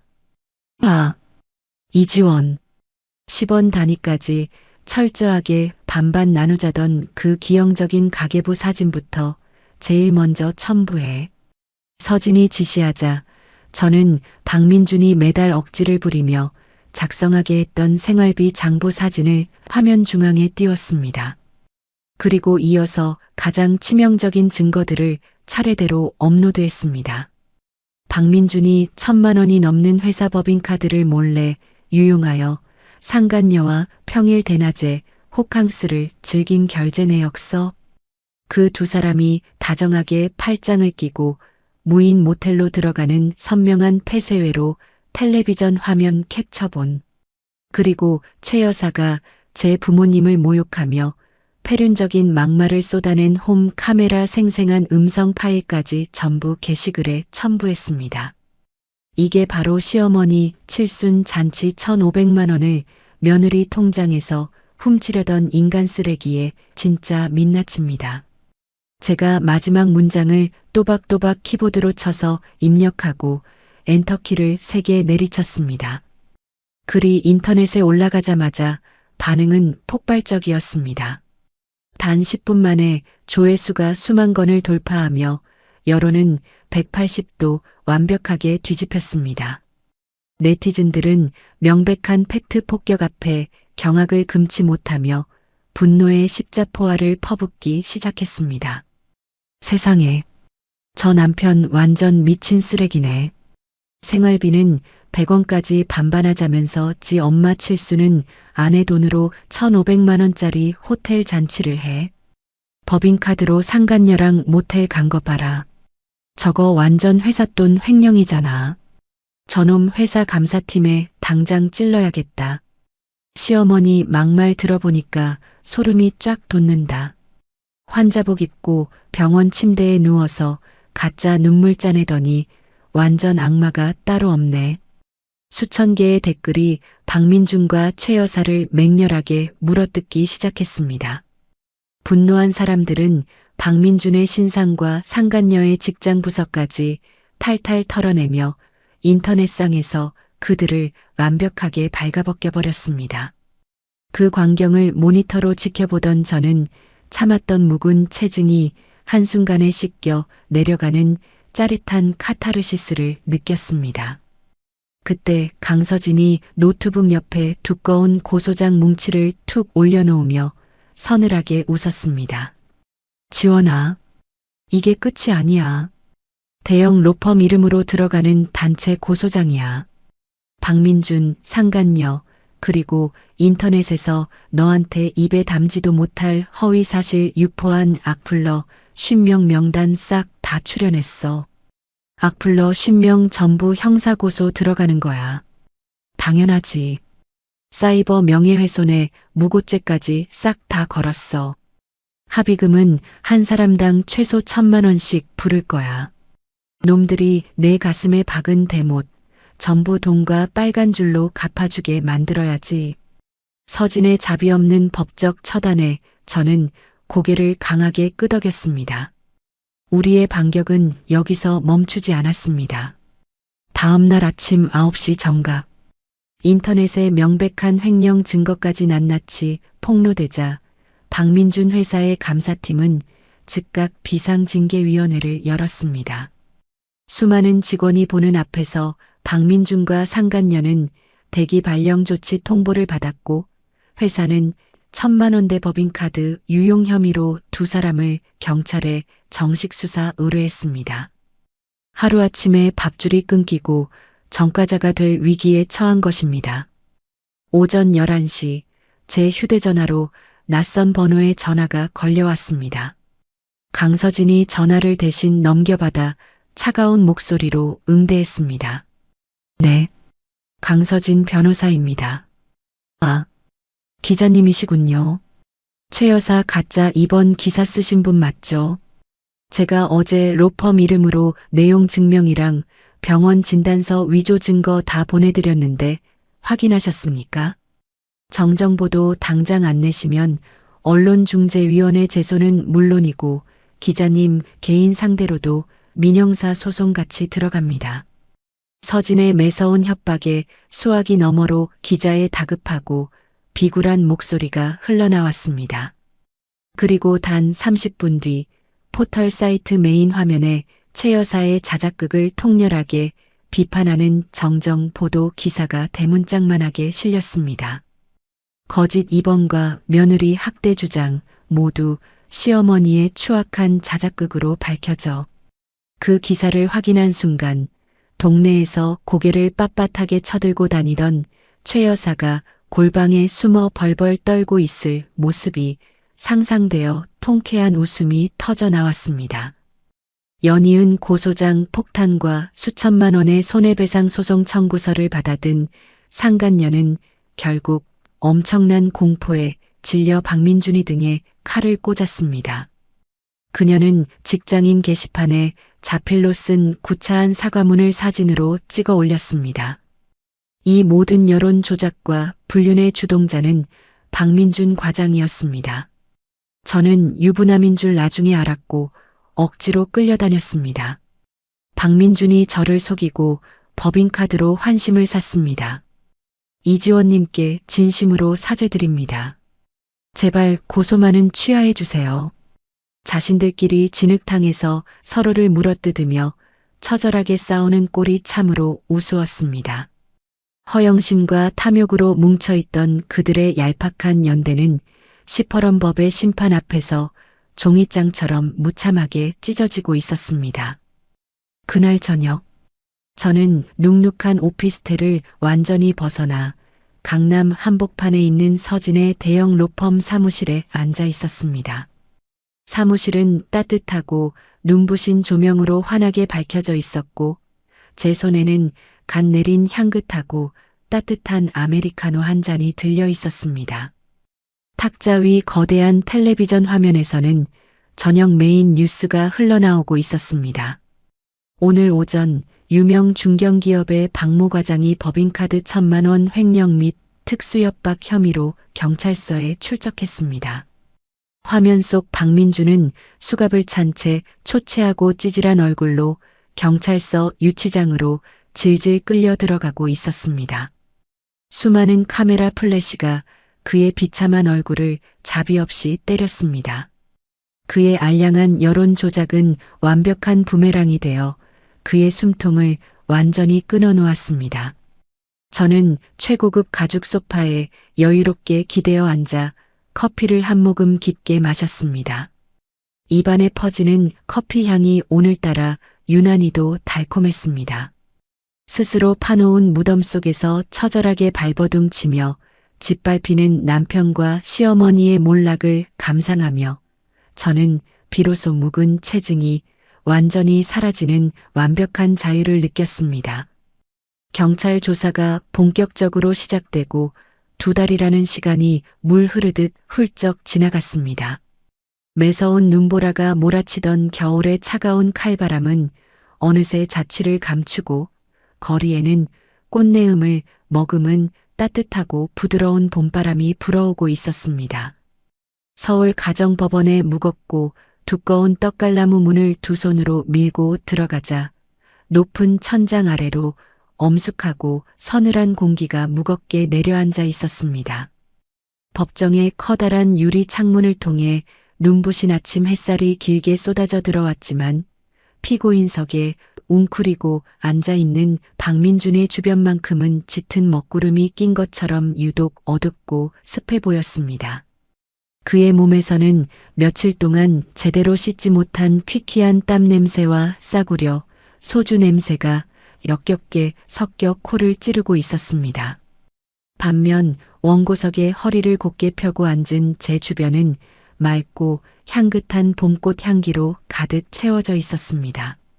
새로 맞춘 밝은 베이지색 정장을 입은 제 어깨에는 구김살 하나 없이 당당하고 꼿꼿한 여유가 강물처럼 흐르고 있었습니다. 박민준은 초점 잃은 퀭한 두 눈으로 연신 법정 바닥만 뚫어져라 쳐다보며 고개를 숙이고 있었습니다. 그의 손톱은 극도의 불안감에 이빨로 물어뜯어 붉은 피가 맺혀 있었고 앙상해진 두 다리는 사시나무 떨리듯 덜덜 떨리고 있었습니다. 그의 바로 뒤 방청석 구석에 쪼그려 앉은 시어머니 최 여사의 모습은 더욱 비참하고 처절했습니다. 최 여사는 허리가 심하게 굽은 채 낡은 나무 지팡이에 겨우 몸을 의지하고 있었고 과거에 동네방네 허세를 부리던 오만했던 얼굴은 온데간데 없이 푹 꺼진 볼창과 검게 죽은 거친 피부만이 흉하게 남아 있었습니다.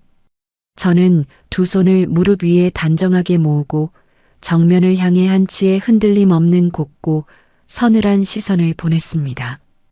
입가에는 완벽한 승리를 확신하는 우아한 미소가 잔잔하게 번져 있었습니다. 박민준이 고개를 돌려 애처로운 눈빛으로 저를 쳐다보며 입술을 달달 떨었지만 저는 그를 마치 길바닥에 굴러다니는 더러운 돌멩이를 보듯 완벽하게 무시해버렸습니다. 피고 박민준은 혼인 파탄의 중대한 책임이 명백히 인정되므로 원고 이지원에게 정신적 피해 보상 위자료 3천만 원을 즉각 지급하라. 또한 원고가 친정아버지로부터 상속받은 20억 원 상당의 상가 건물은 피고의 재산 형성 기여도가 단 1%도 없으므로 피고의 재산분할 청구를 완벽하게 기각한다. 판사가 두꺼운 판결문을 천천히 낭독하는 그 단호하고 준엄한 목소리가 법정 안을 쩌렁쩌렁하게 울렸습니다. 그 순간 박민준의 마지막 동아줄이었던 얄팍한 탐욕의 끈이 완전히 산산조각 나며 끊어져 버렸습니다. 그는 1,000만 원 이상의 회사 돈을 횡령하고 저를 향해 살해 협박을 가한 혐의로 결국 다니던 대기업에서 비참하게 징계 해고를 당했습니다. 그가 평생을 바쳐 모은 피 같은 퇴직금은 호텔 칠순 잔치 위약금 1,200만 원과 회사 법인카드 횡령액을 배상하느라 단 1원도 남지 않고 전부 압류당해 버렸습니다.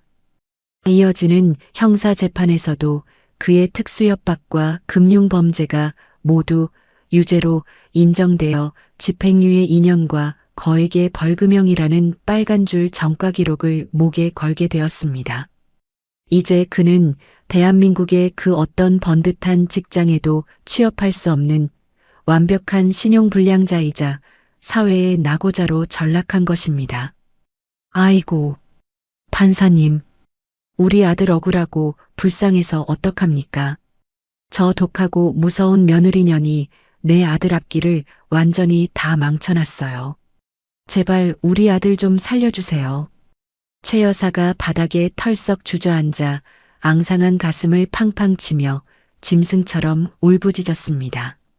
조용히 하세요.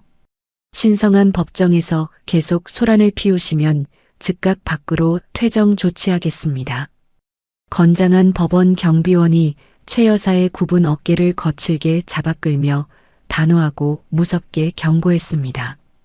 모든 재판이 끝나고 법원 밖 복도로 당당하게 걸어 나오자 박민준이 헐레벌떡 뛰어와 제 바지가랑이를 덥석 붙잡으며 바닥에 무릎을 꿇었습니다. 지원아, 내가 정말 악마에 씌어 미쳤었나 봐. 다 내 잘못이야. 제발 내 건물 지분 아주 조금만 단돈 1,000만 원이라도 떼어주면 안 될까?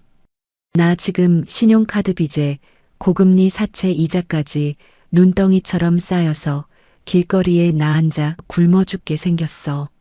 제발 한 번만 살려줘. 박민준이 체면도 다 버린 채 더러운 눈물과 콧물을 질질 흘리며 구차하게 애원했습니다. 저는 신고 있던 구두굽으로 박민준의 손을 아주 차갑고 매몰차게 쳐냈습니다. 이 더러운 손 당장 치워. 네가 감히 우리 아버지가 피땀 흘려 남겨주신 소중한 유산을 탐내. 매달 생활비 10원짜리 하나까지 철저하게 반반 나누자며 내 피를 말리고 숨통을 조이던 내 원칙대로 살아. 남은 평생 그 더러운 사채빚이나 내 상간녀랑 10원 단위로 반반씩 짊어지고 평생 바닥을 기어다니라고. 제가 얼음장처럼 차가운 목소리로 날카롭게 쏘아붙이자 박민준은 바닥에 시커먼 얼굴을 묻고 짐승처럼 오열했습니다. 그의 끔찍한 오열 소리를 귓등으로 흘려보내며 제 마음속에는 지난 3년 동안 무겁게 짓눌려 있던 모든 억울한 응어리가 봄눈이 녹아내리듯 완벽하게 사라졌습니다. 결혼 생활 내내 식모 취급을 받으며 갉아먹혔던 자존감의 깊은 상처가 말끔히 치유되고 제 진짜 빛나는 가치와 힘을 온전히 깨닫게 된 것입니다. 저들을 향한 얄팍한 분노마저도 이제는 제 감정 낭비처럼 아깝게 느껴졌습니다. 인생의 악취나는 쓰레기들은 쓰레기통에 완벽하게 분리수거를 마쳤으니 이제 저는 조금도 뒤를 돌아보지 않고 제 찬란한 꽃길만 당당하게 걸어가면 그만이었습니다. 오빠, 나 빚쟁이들 무서워서 고향으로 내려가니까 다신 내 눈앞에 나타나지 마. 재수 없는 인간아. 며칠 뒤 상간녀가 일용직 막노동을 하던 박민준을 찾아가 뺨을 거칠게 올려붙이며 악을 썼다는 통쾌한 소식을 절친 서진을 통해 전해 들었습니다. 상간녀 역시 다니던 직장에서 불명예스럽게 쫓겨났고 제가 청구한 위자료 3천만 원을 전부 물어내느라 엄청난 빚더미에 앉은 채 부모님이 계신 시골로 야반도주를 해버렸습니다. 아들 박민준의 수입이 완전히 끊기고 빚더미에 앉자 시어머니 최 여사의 삶도 가장 비참하고 냄새나는 밑바닥으로 내동댕이 쳐졌습니다. 최 여사는 사채업자들의 무자비한 빚 독촉과 방문에 시달리다 결국 평생을 살던 넓은 전셋집을 헐값에 넘기고 야반도주하듯 쫓겨났습니다. 보증금 500만 원에 월세 30만 원짜리 비가 새고 시커먼 곰팡이가 벽지를 가득 채운 반지하 단칸방으로 초라한 짐을 옮긴 최 여사는 매일 밤 깡소주병을 끌어안고 후회의 피눈물을 쏟아낸다고 했습니다.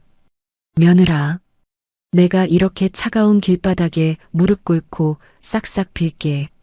늙은 시어미가 반지하 곰팡이 방에서 병들어 죽게 생겼다. 내 넓은 상가 건물 화장실 청소라도 군말 없이 할 테니까 제발 나 좀 걷어다오. 어느 비 오는 날 최 여사가 제 상가 건물 1층 카페 앞까지 냄새나는 몸을 이끌고 찾아와 바닥에 엎드려 싹싹 빌었습니다. 어머님, 가문의 체면과 며느리 돌이 운운하시며 허세 부리시더니 지금 꼴이 참으로 비참하고 우스우시네요. 돌아가신 제 부모님을 입에 담지도 못할 욕으로 모욕하던 그 더러운 입으로 밥이 꿀떡꿀떡 넘어가시던가요? 당장 경찰 부르기 전에 내 깨끗한 건물 앞에서 당장 꺼지세요. 저는 차가운 얼음물이 가득 담긴 청소용 양동이를 최 여사의 발밑에 자비 없이 확 뿌려버린 뒤 매몰차게 뒤돌아섰습니다. 최 여사는 뼈가 시린 얼음물을 흠뻑 뒤집어 쓴 채 흙탕물 바닥에 주저앉아 땅을 치며 통곡했지만 제 발걸음은 그 어느 때보다 통쾌하고 깃털처럼 가벼웠습니다. 저는 서울 강남 한복판에 우뚝 솟은 제 20억 원짜리 상가 건물 꼭대기층에 제 이름 석자를 단단하게 내건 작고 세련된 임대 관리 사무실을 번듯하게 차렸습니다. 매일 아침 최고급 명품 정장을 차려입고 1층 로비로 출근하면 건물 세입자들과 단골 손님들이 허리를 굽히며 환한 미소로 아침 인사를 건넸습니다. 제 인생의 숨통을 조이던 모든 낡은 족쇄를 찢어버린 저는 제 영원한 구원자이자 절친인 강서진 변호사와 함께 시내 최고급 레스토랑을 통째로 빌려 축배의 샴페인을 시원하게 터뜨렸습니다. 어스름한 저녁이었습니다. 사무실의 넓은 통유리 창문 틈으로 들어오는 따뜻하고 부드러운 봄바람이 제 얇은 발목을 포근하게 스치고 지나갔습니다. 가장 비싼 대리석 탁자 위에는 언제나처럼 두꺼운 가계부가 펼쳐져 있었습니다. 하지만 그것은 예전 박민준과 단돈 10원 단위로 핏대를 세우며 눈물로 썼던 그 지옥 같고 낡은 수첩이 아니었습니다. 매달 700만 원씩 제 프라이빗 통장에 꼬박꼬박 꽂히는 제 상가 건물 임대 수익 장부였습니다. 은은하고 고급스러운 조명 불빛 아래에서 최고급 양피지 장부에 적힌 둥근 숫자들은 유난히도 따뜻하고 찬란한 빛을 풍요롭게 뿜어내고 있었습니다. 저는 시원하고 달콤한 샴페인 잔을 허공으로 높게 들어 올리며 창밖으로 반짝이는 화려한 도시의 야경 불빛들을 향해 세상에서 가장 환하고 눈부신 미소를 지었습니다. 그 누구의 억압도 간섭도 없는 온전한 나의 삶, 눈부시게 빛나는 진짜 내 인생의 첫 페이지가 마침내 힘차고 당당하게 열렸습니다. 오늘 준비한 사연은 여기까지입니다. 매달 생활비를 10원 단위까지 쪼개며 아내의 고열을 빨아먹던 뻔뻔한 남편과 며느리를 무급식모 취급하며 폭언을 일삼던 시어머니의 최후가 참으로 통쾌하고 시원하셨기를 바랍니다. 우리가 착하고 순종적으로 인내하며 산다고 해서 이기적인 세상과 악한 사람들이 그 예쁜 마음을 다 알아주고 보답해주는 것은 절대 아닙니다. 때로는 나 자신을 온전히 지키기 위해 마음속에 시퍼런 칼날을 품고 단호하고 지혜롭게 맞서 싸워야 할 때도 있는 법이지요.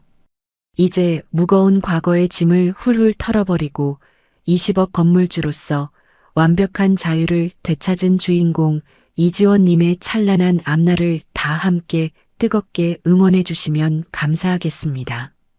우리 시청자 여러분들도 혹시라도 주변에 나를 부당하게 힘들게 하는 사람이 있다면 오늘 사연의 주인공처럼 당당하고 지혜롭게 이겨내시기를 진심으로 기원합니다. 이야기를 끝까지 들어주신 분이 계시다면 잘 들었다고 댓글 하나만 남겨주세요. 항상 다채롭고 재밌는 이야기 들고 올 수 있도록 노력하는 채널이 되겠습니다. 항상 좋은 일만 가득하시길 바랍니다. 오늘도 사연 끝까지 들어주신 시청자 여러분 정말 감사합니다. 오늘 하루도 무탈하고 행복한 하루 보내세요.